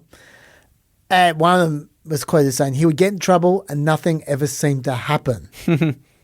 He was arrested at least 4 times between the age of 18 and 22 on criminal charges. Oh, my goodness. Including assault, resisting arrest after punching some dude in the back of the head and then running away from the cops, and operating a vehicle while impaired. All of the charges were either expunged from his record or substantially downgraded. He got away with a lot. Many of these 60 people that Politico spoke to described his volcanic temper in various ways. There are many adjectives that they were cited, and none of them were good. Once, as a teenager, he allegedly shoved a girl through a doorway and down the stairs after, quote, he became enraged when she resisted his attempts to touch her. She told Mother Jones, this is the Mother Jones article, it was one of the more traumatic nights of my life. He denies it ever happened. Naturally. A few years later, Miller needed surgery after he punched his hand through a glass door following an argument at a hookah bar. He then entered politics in 2016 as quite a young man. He's like 23, something like that. A natural pivot? Yeah, from just punching out a door near a hookah bar. First, he was his cousin worked for Rubio, and so he did. And then Rubio lost, and so he just moved over to Trump. And he became Trump's music guy. He was the guy that picked what musical they were going to play songs from at his rallies. Like, he's the guy who goes, okay, let's play music of the night. Let's play Memories. Let's play YMCA. Let's play Elton John. No way. Yeah, he was that guy. And I guess that has to be someone. Yeah. I'd never figured out. I never thought to think who it would be. Well, apparently they don't play the music in the same order. He had this knack for knowing what Trump wanted to hear. It's always the same songs, but he'd play them in different orders and stuff. And it's just like when Trump was in a bad mood, they literally apparently summoned the music guy to come and play songs to him on the campaign trail. Wow. I think being the person who knows what Trump wants to hear, that's the most important criteria that they look for. I think you're right. It would certainly work for Trump, and Trump apparently saw him like a surrogate son, which in a way he kind of is. Like, he's got all of Trump's flaws, that's for sure. And also he's got the same music taste apparently. And so Trump liked him a lot. And then when Anthony Gonzalez in 2021 voted to impeach Trump for January 6th, and Trump was looking to destroy all the people who impeached him, he was trying to recruit people to parachute in to their seats to challenge them in primaries. He was trying to pick the most obsequious people he could rely on to do whatever he said. And Max Miller, of course, was one of them. And so he got Max Miller to primary Anthony Gonzalez. And Anthony Gonzalez, after a while, realized it was a lost cause, and so he dropped out. And so then Max Miller got into Congress in 2022. I should say, in the lead up to that, there was controversy because Trump's press secretary from the White House days, one of the many press secretaries we talked about before, but not the best ever. Definitely not the best ever, was Stephanie Grisham. She famously only held one press conference, which was strange for a press secretary. But anyway, she wasn't there for long before they gave up on her. But she was telling Trump that about and Melania about her ex-boyfriend slapping her around. She accused him of pushing up a wall, slapping her when she accused him of cheating. And it was Max Miller that she dated for a while. And she said he was an abuser. And Trump apparently didn't care. I'm shocked. And Trump still supported him to run for office, and he did. There were 3 other people who were familiar with those allegations apparently as well. She also wrote an op-ed in the Washington Post about this without mentioning Miller's name. She just said ex-boyfriend. Mm-hmm. But that was enough for him to sue her for defamation anyway, because he sues everyone for defamation, which is another Trump aspect. I was going to say, he really is Trump's son. He's a rich dude who uses his money to punish people in courts. And they end up settling with a non-disparagement agreement, whatever. And then there was another incident, I should say, before we get to the main ones here. One day, this is when he was a congressman. He was driving his car when another driver recognized him. This was after October 7, I think, when sort of Israel, Palestine, big in the news. And some guy recognized him. As a congressman. As a congressman. And a congressman who was very, very, very pro-Israel, which he is. And he honked his horn and held up a Palestinian flag on his phone. On his phone? On his phone at Max Miller. Just like, oh, yeah, take that, mate. And apparently he recorded some video of him abusing Max Miller to the phone, giving commentary about what a dickhead he was. Sure. And then he uploaded it, but then he thought, oh, that's so immature, so he deleted it. But meanwhile, Max Miller responded to this, just a guy honking his horn and holding up a Palestinian flag on his phone. Criminal charges? By chasing him down. Oh, okay. So basically tailing street him. Race. Yeah, tailing him in his giant, souped-up Jeep Cherokee or whatever it was. Dear. Just chasing him down. And while he was chasing him down, you'd think Max Miller would if he's trying to take him on, he'd just be flipping out or whatever. But what Max Miller was actually doing at the same time was ring up 911 saying this guy was threatening him, even though he was chasing this guy. And the recording's there. You can hear the recording. He says, this is all from the trial. My name is Congressman Max Miller. I'm on the freeway and I have somebody who has cut me off, who's flipped me off, who's shown me a Palestinian flag and is yelling and threatening to kill me and making gestures at me. I'm on 90 travelling past Worcester Overpass. I'm a little shaken now considering I have death threats. And I mean, he's a pro-Palestinian guy now. This is insane. How do I know I'm safe later today with my daughter? I was cut off by a man in a Tesla who then rolled down his window and said that I'm going to cut your throat and your daughters. And he said, you're a dirty Jew. I'm going to fucking kill you all. And I know who you are and where you live. And I followed him and he rolled down his window and I rolled down my window so I could hear what he was saying. Now, we know he said all of that because it's recorded. He put this guy through years of court cases, literally years, trying to destroy him, trying to get him fired, trying to take all his money away from him, trying to just destroy this guy as much as he could, until that guy finally could prove in court that no one ever rolled down their window. Yeah. So all these things that he said that he could hear him say, he clearly couldn't hear. And the video showed the entire time that they were supposedly talking, it was Max Miller trailing this guy, chasing him. If this has been recorded by the pro-Palestine guy, surely he's got the video with no one's windows down. Well, here's the thing. He live streamed his commentary and deleted it.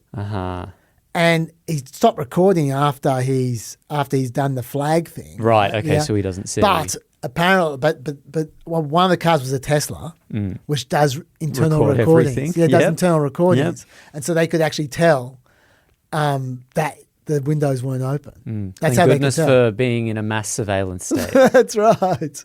But anyway, they had to prove in court that Max Miller had made up this whole thing before the guy's life together. Wow. But he also he lost so Everything much money. over all those years. Yeah, exactly. So Max Miller succeeded in destroying him anyway. And it was all just because he had the shits, because this guy held up a Palestinian flag and honked it. Some form of road rage. So, I mean, but this is the way he works. He's got a temper. He likes to lash out. And he likes to, if he's got you in his sights, he'll try to destroy you legally. That's what he does.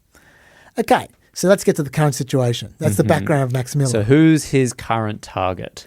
Well, he married now Senator Bernie Moreno's daughter, Emily, back in 2022, right? That's Senator Bernie Moreno from Ohio. 2 years later, to the day, he filed for divorce. So it was a bit of trouble in paradise. They've shared the custody of their daughter ever since. Mm-hmm. Bernie Moreno, kept quiet about it at the time. His daughter didn't say a word about why. It was the only person talking for the first year was Miller. Okay. Who was just leaking all this shit about her for some reason, right, publicly. He revealed in court when it wasn't required. She just wanted the divorce as well. But he revealed in court that it was public, that his wife had secretly moved out of the house with their infant daughter after accusing him of abusing drugs and saying she felt unsafe in his presence. Mm-hmm. He revealed that, not her. He said that she was trying to extort him financially, even though she'd never revealed any of this stuff, which didn't make much sense. For some reason, throughout the entire Bernie Moreno senatorial campaign in 2024, Miller's legal team leaked out dirt and accusations about his daughter, Emily Moreno. The whole time they were leaking shit out. She was never responding. Bernie Moreno was never responding. Okay. She said nothing throughout. Even in early 2025, so this is now like 7-8 months into this process, when her 1-year-old daughter sustained unspecified injuries to her thighs, vaginal area, and face. Jeez. Emily Moreno said nothing. Wow. She still kept it to herself. Miller sued the daycare centre that reported the injuries to Emily Moreno and the Department of Children and Family Services. The childcare centre reported it, and they got sued. He said that they brutalised his daughter, and he could support that with audio and video recordings. But in this case, he never showed what this audio and video was, never described it. Oh, funny that. He never appended to the lawsuit, just kind of disappeared, and he sailed out of court. Interesting. Moreno finally stepped up to the plate. Emily Moreno, that is, finally stepped up and started talking, but not to the public, to the police. Okay. About her allegations of abuse after she said she discovered a large bruise on her 2-year-old daughter's shoulder and neck in February 2026. Mm-hmm. So that's how long it took her to speak to anyone. So it's more than 2 years after the initial just divorce. Just under 2 years. It's between about 20 months after this all started. Okay. And she wasn't sure if he was responsible at the time for the bruise. She didn't know for a fact. Mm. He denied it. Mm-hmm. There certainly wasn't evidence to prove it was him. Miller said it might have been due to a seatbelt and Emily's reckless driving. He said she might have broken the bone with her reckless driving. If only someone here in that relationship had a history of driving while impaired. Yes. Well, look, I mean, it takes one to know one. You never. That's true. That's true. Like, you never know. You never know. But I mean, I'm just going to give you the evidence, and we'll see where we go. One key piece of evidence is that child seatbelts, like that, have two sides.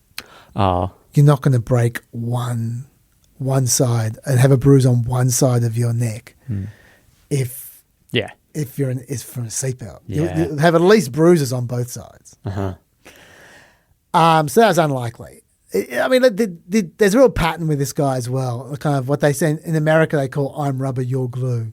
You know, what bounces off me sticks to you. Sorry, in America, in playgrounds? Yeah, exactly. Yes. But in Australian playgrounds, they don't do that. But American playgrounds, they do. It's like something I've seen Americans refer to as a kiddie thing. Okay. Yeah, I'm rubber, you're glue. What bounces off me sticks to you. I've heard what you say is what you are. Oh, that's similar what they kind say of now. thing. That's what the kids are doing now. Sure. But anyway, Max Miller has whichever one you got. Max Miller's got that vibe. Uh-huh. Whatever you accuse him of, he accuses you of. Uh-huh. Which, by the way, is also like Trump. Also, a child protection specialist reviewing the case told local investigators the injury itself is common in ambulatory children, but there's a bruise that accompanies the injury that appears to be in a handprint. Strange-shaped seatbelt. Yes. Now, after that, Moreno started talking. Emily Moreno started Yep. talking. She started to obviously leak stuff to the Daily Mail. She's obviously had enough of him. The Daily Mail published a bunch of stories of Miller's alleged abuse, complete with photos, police interview recordings, photos of his needles, aggressive text messages. She accused Miller of assaulting her with hot water. She had photos of the burns, which, like, I've seen the photos. I don't want to show you domestic violence photos, but honestly, they're pretty mild, the burns. They're not like whole body covered with scalding, but they're there. They're there. Yeah. Like it's consistent with burns. It doesn't have to be burns. It's just red skin. But it's something. The incident was also referenced in court proceedings. And this is what it said. On Saturday, June the 8th, 2024, I told Congressman Miller that I was planning to leave him. He got extremely upset. He took hot water from a pan he'd just cooked eggs in and threw it at me. Shocked, I fell to the floor and lay there in a fetal position. Congressman Miller took the sprayer from the sink and continued to spray me with hot water. Oh. She also accused Miller of holding a gun to her head. She also accused him of pushing her against a wall and hitting her head. Moreno texted Miller at one point and said, she said, referring to their kid, she said the same comment again that she said in front of us yesterday. So I feel obligated to ask, Daddy kill you? Any idea where she picked that up or overheard it? The daughter was saying... The daughter said, Daddy kill you. And Miller responded by text. This is him texting. There's no way she's saying that. The only time I heard that was with you the other day. So he seems to be admitting that she said that. The daughter said it. The other day. But no. There's no way she's saying it. Yeah, which is interesting. Miller then sued her for defamation, Emily Moreno. He accused her of being mentally ill, a liar, a stalker, and a dangerous individual. He told the court he fears for his safety because Miss Moreno's vindictive and unpredictable behaviour, and he says she has at least one handgun. She says she doesn't have a handgun. And so he has a handgun? Remember, he held up a handgun to her head. Oh, remember? yeah, great. Once again, you accuse him of something and he says that's you. Yeah. You accuse him of being unhinged, he says you're unhinged. You accuse him of being a stalker, he says you're a stalker. He won't give any details of what kind of gun he says she has. Then the court documents, an interesting text message turned up. It was from Miller to Bernie Moreno, this text message. Her father. Her father. Yes. Who, by the way, say text message. Take this however you want. Everyone is going to get to know you better than your wife does. Enjoy the ride, brother. I wouldn't have to do this if you could keep your lying daughter under control. Now, that's a text message from him. Okay, so that's not threat. That's not what someone said. That's a text message. Okay, so that's they proof. have. Yeah, that they have, right? Okay, so there's a threat. Let me tell you what the threat is. There were rumors back in 2024 when Bernie Moreno ran for Senate that he's gay. At one point in time, his adult friend finder account came out. It was gay, right? He said it was a prank from his staffers. I don't think anyone believed it was a prank from his staffers. He's obviously gay. Right. No one gives a shit. I mean, maybe his wife does, but but whatever, like just maybe he's bi. Right. But the fact is, I don't think anyone doubts that Bernie Moreno actually had an adult friend finder account. Okay, right. Where he was trying to pick up boyfriends. But I don't think anyone really cares. But this guy, Max Miller, seems to want to use that against him to shut up his daughter. I'll read it again. Take this however you want. Everyone is going to get to know you better than your wife does. Enjoy the ride, brother. I wouldn't have to do this if you could keep your lying daughter under control. The fact that Miller is trying to blackmail Bernie Moreno into shutting his daughter up is disgusting. He's a scumbag. Yeah. Scary. I'm not going to assume that everything everyone says about him is true, although there are patterns forming at this point in time. Yeah. But when you've got that text... But yeah, when you have a text like that... Yeah. When you see Burns, you go, well, maybe not. Judging him on that text alone. That text alone. You go, well, that there is incontrovertible that this guy is horrible. And it makes him so much more likely to be responsible for the things that you're not sure of. Yes. And you go, well, it's making me start to think that all these things are true. Let's move on. In the middle of this year, Max Miller taped Emily Moreno secretly. And I've heard some of the recordings. She's saying, "Are you taping me right now?" He goes, "No, I'm not." Like No, you're taping me. Yeah, he literally denies taping her while he's taping her, trying to get her to say stuff that he can then use against her. Right there, and then he sent the tapes to the New York Post to fight her in the press. Once again, scumbag. Right? It's just and incompetent at it. Yeah, which a bit like his father figure. And so she filed a restraining order against him, and things went a little quiet again for then. But then last week, everything exploded. Oh, this is all leading up to last week. Okay. Max Miller recorded a 20-minute live stream attacking Emily for reasons I don't understand. He decided just to escalate everything. And so this is an example of the kind of stuff he came up with.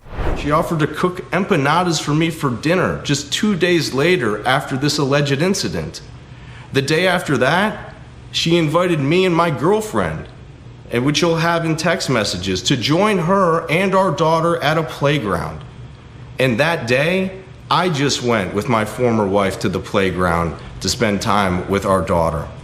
A week later, on February 15th, she wrote to me in her own words, which you will see, "I think it's great you and I are in a friendlier place." She then offered me more extra overnights with our daughter, which I can prove to every single one of you is recently. Every one of these messages is time-stamped on our court-sanctioned co-parenting app and is all in the packet.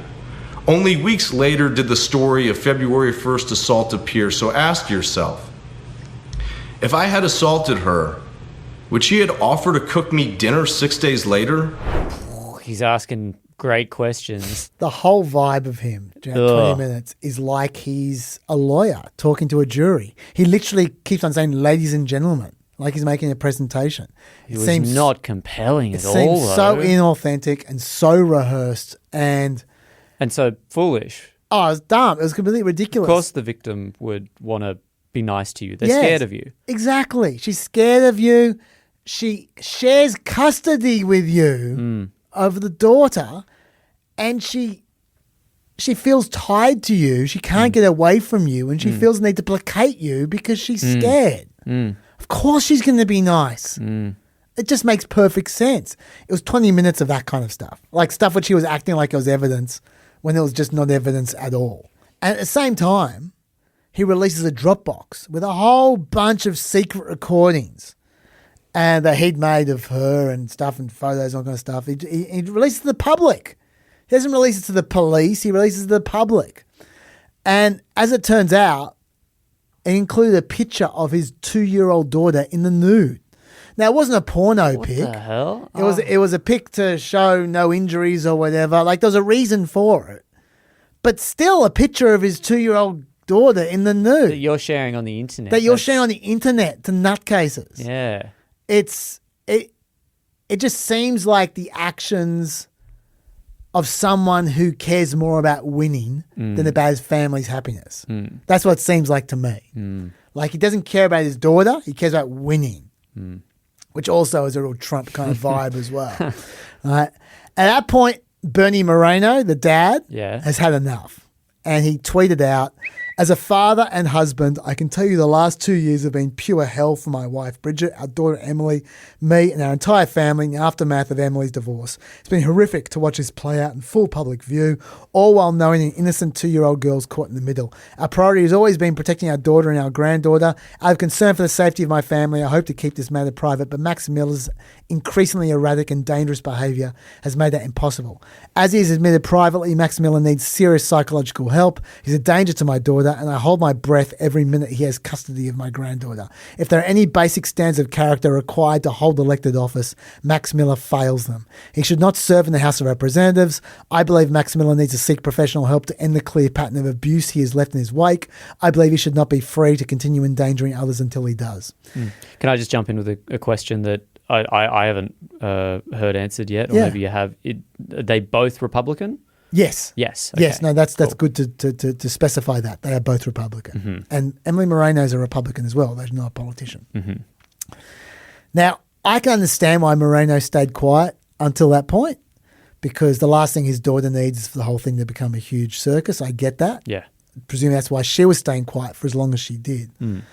The internet wasn't quite so forgiving. It was basically alternating between abusing Bernie Moreno for speaking up at all or for speaking up too late. They're either like, oh, where you been the last 2 years, Dad?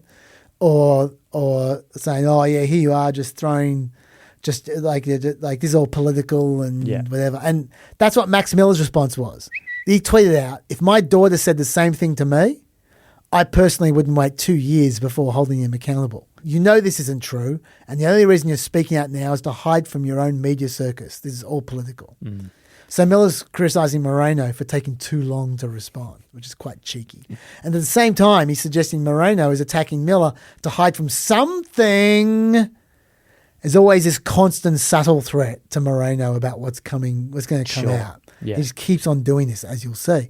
So then Bernie Moreno gives his one and only press conference about this, I think it's 1 day later, maybe 2 days later. It went for 5 minutes. And he tried to explain why he hadn't said anything until now.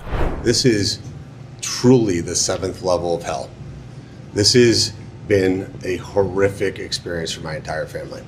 My daughter specifically did not want this to be out in the public. That's why she asked me to say, lower the temperature. You got to remember, when you don't have kids and you get divorced, you can just say farewell. You never have to see each other again. But when you have a child, you have to co-parent with that individual for the rest of your life. That means scheduling pickups, scheduling drop-offs. This is not something that you can just say, I'll never have to deal with this guy again. My daughter lives in constant fear of this man. Not like something that's existential, but deeply in her heart, she fears what this guy is capable of. You can't fathom what that makes me feel like when the dad's number one job is to protect your kids. And to have this whole thing out in the public like this is not what I wanted to do. It's not what my daughter wanted to do. But on Sunday, when he went out and did what he did, including releasing photos of my granddaughter completely naked, that now you have hundreds of thousands of psychotic human beings that have that, and to say oops is grotesque. And he went on to say, one day my daughter is not going to be 2. My granddaughter's not going to be 2. She's going to be an adult. And this stuff will still be on the internet. Gee. Every single thing that Max Miller's put on the internet about her mum is going to stay on the internet, which was a fair point as well. He also talked about this incident here. If anybody who's a parent, she has a little blue bunny that she sleeps with. Max would not hand over the little blue bunny. Literally held it hostage for 48 hours.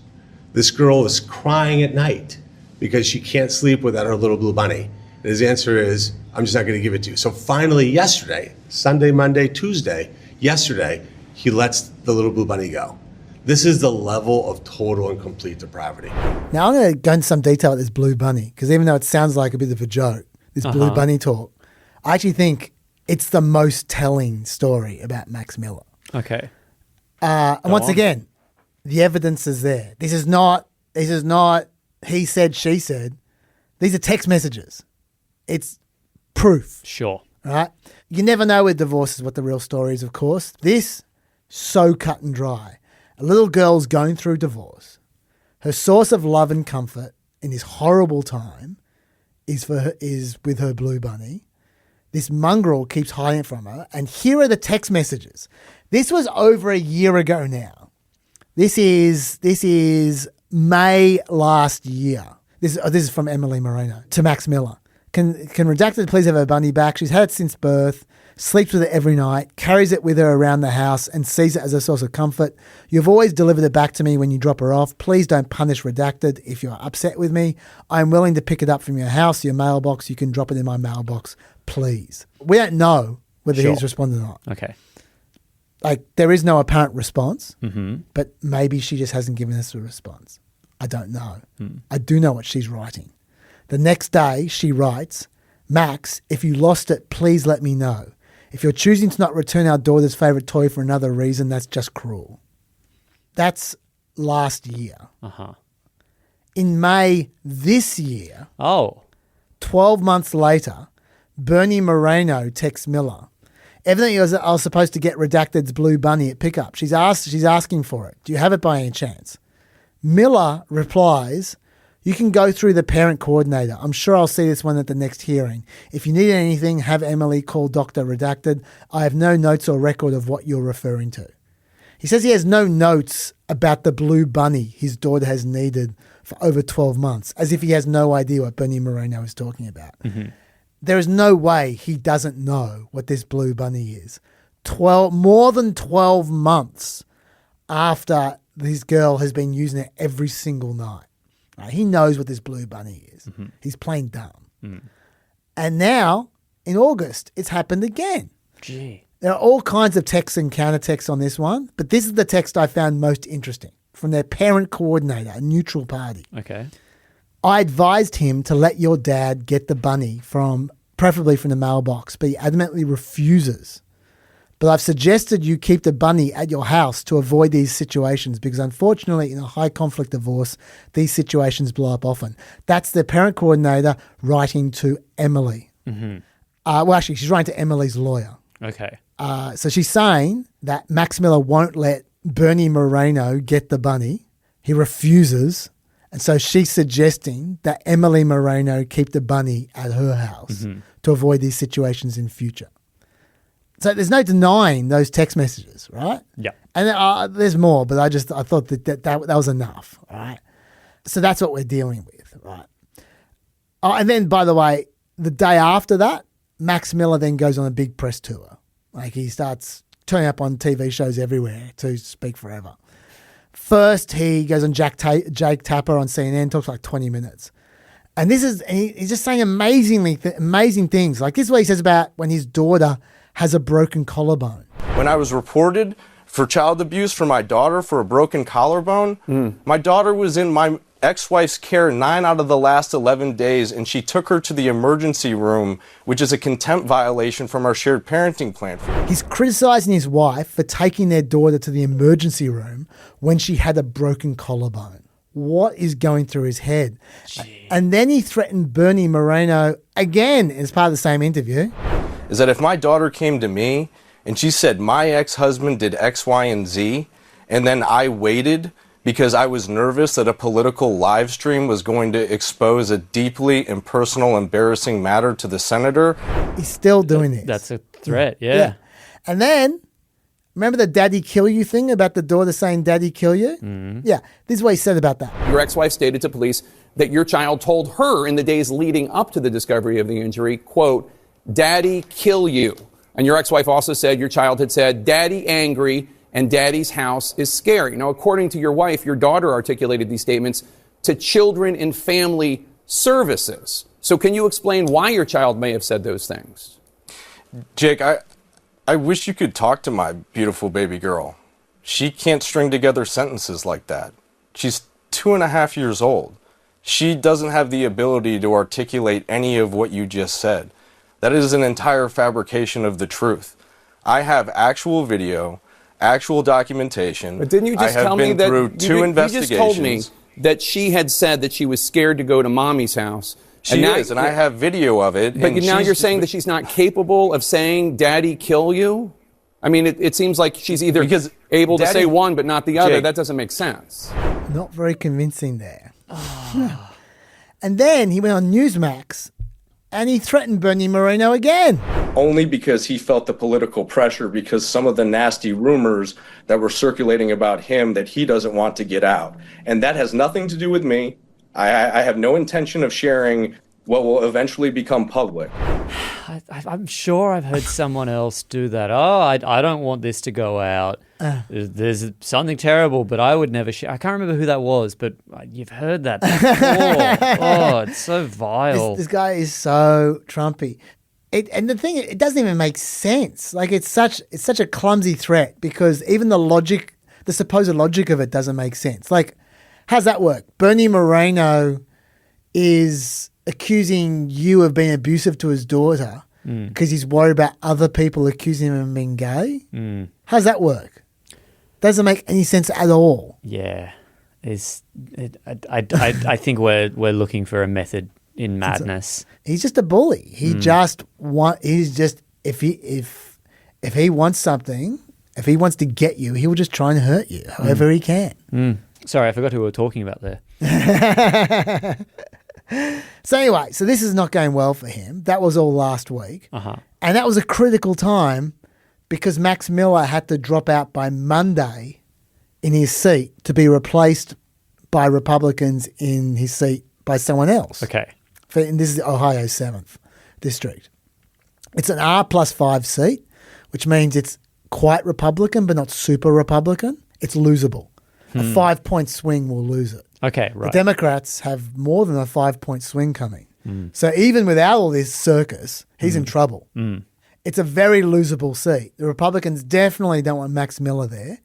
They want to replace him, and they had until Monday this week. So why Max Miller started all this shit off by dropping out that Dropbox and doing his live stream, it wasn't other people who pushing him to do that. He chose to do that, and that escalated everything. So I don't know why he brought to a head a week before it was the dropout deadline. Like you'd think someone else would try and bring it to a head by that point. But he's doing it to himself. Could he be so deluded that he thinks that, oh no, if I release this, then everyone will know that I'm right? Could he have bought his own lie to that point? I don't know. I got no idea. I don't know what's going on. His game plan doesn't make sense to me. Anyway, at this point in time, Trump calls him up and says things aren't looking good for the November midterms. That's an understatement. And then Max Miller... Trump's getting really good at reading the polls lately. He's the ultimate player. And Trump gave this comment to the media. Well, it's a very sad thing. I know Max. He's a good person. I mean, I always thought he was a very good person. And I'm going to let the families figure that out. You know, those families, I know they're working on it. It's a very sad thing, especially when you know somebody so well, to be going through that. He's thinking of all the memories. Memories. And then, obviously, the calls for Max Miller to resign started to grow louder. Senator Husted, who's a senator of Ohio, running for re-election, so he's the local. Senators Tim Shea, Roger Marshall, Katie Britt, Rick Scott, all Republicans. Mike Johnson was not calling him for resign, but to be fair to Mike Johnson, don't know who I am, but to be fair to Mike Johnson, he never does. Like that's like his thing. Okay. It's not just Republicans, it's Democrats as well. His thing is, I don't call for people to resign until they've been through the ethics committee or there've been charges that have been actually proven or something like that. If someone denies it, I mean, obviously, if they say it on the record, it's hard to dispute. But if they're charges that they deny, and in this case, Max Miller does deny it, then they need to be heard. Sure. Like some people might say, oh, he's just been cynical, which he probably is. But at the same time, I do think he's been consistent. But here's the thing. Max Miller then files an ethics complaint against himself. He says, in light of all the renewed interest in my family affairs, I'm going to file my own paperwork for an ethics investigation into myself to clear my name from these horrific attacks on myself and family. I've absolutely nothing to hide. And then he goes on. See, that's why I think he did release his own docs against himself, because he thinks he's got nothing to hide. It seems consistent. I know what you're saying, and you might be right. Sorry, we shouldn't try and mind read. No, yeah. I'm saying that the reason he's filing ethics complaint against himself, I don't think is because he thinks he's innocent. I think the reason he's filing ethics complaint against himself because that's going to get him, number one, past the deadline. Sure. For to stay on the ballot and probably pass the election. Like that, the ethics committee ain't going to come back for months, possibly years. Okay, so it just puts it off for ages. At the moment, he doesn't have time. At the moment, every single day, more people are calling for him to resign. Once it's in the ethics committee, and he goes, well, I'm just waiting for the ethics committee to clear my name, that buys him a year. So that's the way I see it. Okay. Yeah. But yeah. Makes a lot more sense. Who knows? And just in case people didn't get the hint that he wasn't going, Max Miller comes out with this one. When we go all the way back to 2015, 2016, and people in the media, and they looked at President Donald J. Trump, and everyone came out with allegations. Dozens of women, dozens of crazy allegations, dozens of nasty criminal misconduct. And do you want to know what he did, Rob? He stayed in the fight. because Americans see, and one of the qualities that they respect the most is somebody who is resilient.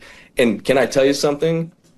Innocent people don't run from these battles. And that's why I'm not running. And that's I agree with you there. I agree with you there, says Newsmax. Like, at that point in time, Trump's obviously thinking to himself, he ain't going. I know this play. I've done it myself. Wow. Yeah. Trump's just looking in the mirror and going, I would never resign under these circumstances. And I'm sure he won't as well. Yeah, exactly. And so Trump's team apparently asked Ohio Republicans to stop pressuring Miller to drop out because they thought there's no way he was going to drop out. And they'd have to deal with it afterwards. So, once again, like Trump, you blackmail people into pursuing their own interests by indulging you. Yeah. It's so we have now a race. We have a race where Republicans probably are either 50-50 or maybe slightly behind with the way Max Miller's going. Mm-hmm. And this is Ohio's 7th. And you've got an opponent, Brian Poindexter, who is right out of the Democrats' nirvana kind of dreamscape scenario of a working dude with a hard hat and sort of a dirty face who's from 3 generations of union and like the son of a union machinist and a grandson of a union auto worker. He's making these kinds of ads. I got my first job at a machine shop at 15 years old. I worked 7 days a week. It was 1995. I was making $6 an hour, which at the time wasn't that bad. You know what's really messed up? Is minimum wage is barely more than I made over 30 years ago. We're hurting, man. We're hurting just to boost the profit margins of those who have too much. What really pisses me off is we're struggling to make ends meet, and we got a guy on pace to be a trillionaire. Our whole district could be millionaires with the amount of money that one guy is going to accumulate for himself. And good people can't even get SNAP benefits? That's crazy to me. And I'm tired.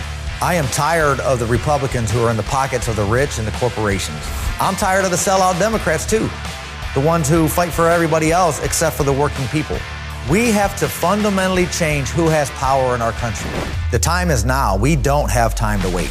SNAP benefits are food stamp benefits, by the way. They love that music in political ads. I feel like I've heard that backing track maybe 1,000 times in political ads. How else do I communicate that he's a hard worker? Oh, I'm tired. I work in the field. Sorry, that's not an impression of anyone who does work in the field. Lucky, that's an impression of these guys. I understand, but Lockie, you have never seen so working class as you do right now. As I go, and you talk with that voice like you're making a VB ad. He's not a politician though, Brian Poindexter. I know he's running for office, but neither was Graham Plattner. Well, that's true. That's true. But neither will be Graham Plattner. And that's all we're saying. He's still not. He's got no fundraising. He's got no organisation. His family runs his campaign, like his brother and his wife and stuff. He's got no idea what he's doing. If the Democrats support him, though, which I think they're going to, he might just give Miller his first taste of accountability, which, look, regardless of what your party affiliation is, in this case, I think everyone would be pretty happy for this dude to get chased out of Washington. So that's the story of Max Miller, Lockie. I hated that. That was sad. It was grotesque. Yeah. Nice. Bring back the Ice Chronicles. No, don't. It's all I will, I will. Yeah. So look, I mean, that's probably taken up all our time. Yeah. I think it has. Yeah. I'll save the other topics for another time. But I just thought, the reason PEP exists is to tell these stories properly, and they're horrible. But it's good to spell it out. Yeah. Let's wallow in it. All right. Anything you want to add, Locke? If we could jump over the pond, I think it's important that we end this American politics podcast with me telling you, Chaz, that Count Binface lost the Clacton by-election. We've had some correspondence about Count Binface. People asking us to talk about Count Binface. We could get him on. I don't know anything about this guy. This is English, right? Oh, you know nothing about Count Binface. I know he exists. Yeah, okay. but that's it. Well, he's lost. And I'm sorry. I thought that you'd care. Was he a genuine chance? Oh, look, realistically, no. I think it was I saw a number that had 22 and a bit thousand votes to Farage and then 9,500 to Binface, which is his highest ever voting turnout. So congratulations. Yeah. I know he's a pepper. Definitely a pepper. No, that's all I have. How about you? No, I'm all good. I'm going back to think about Dark a bit more. I'll see you guys either in the middle of the week or the end of the week. I'm not sure, but soon. Don't call us. We'll call you. Till then, stay peppy.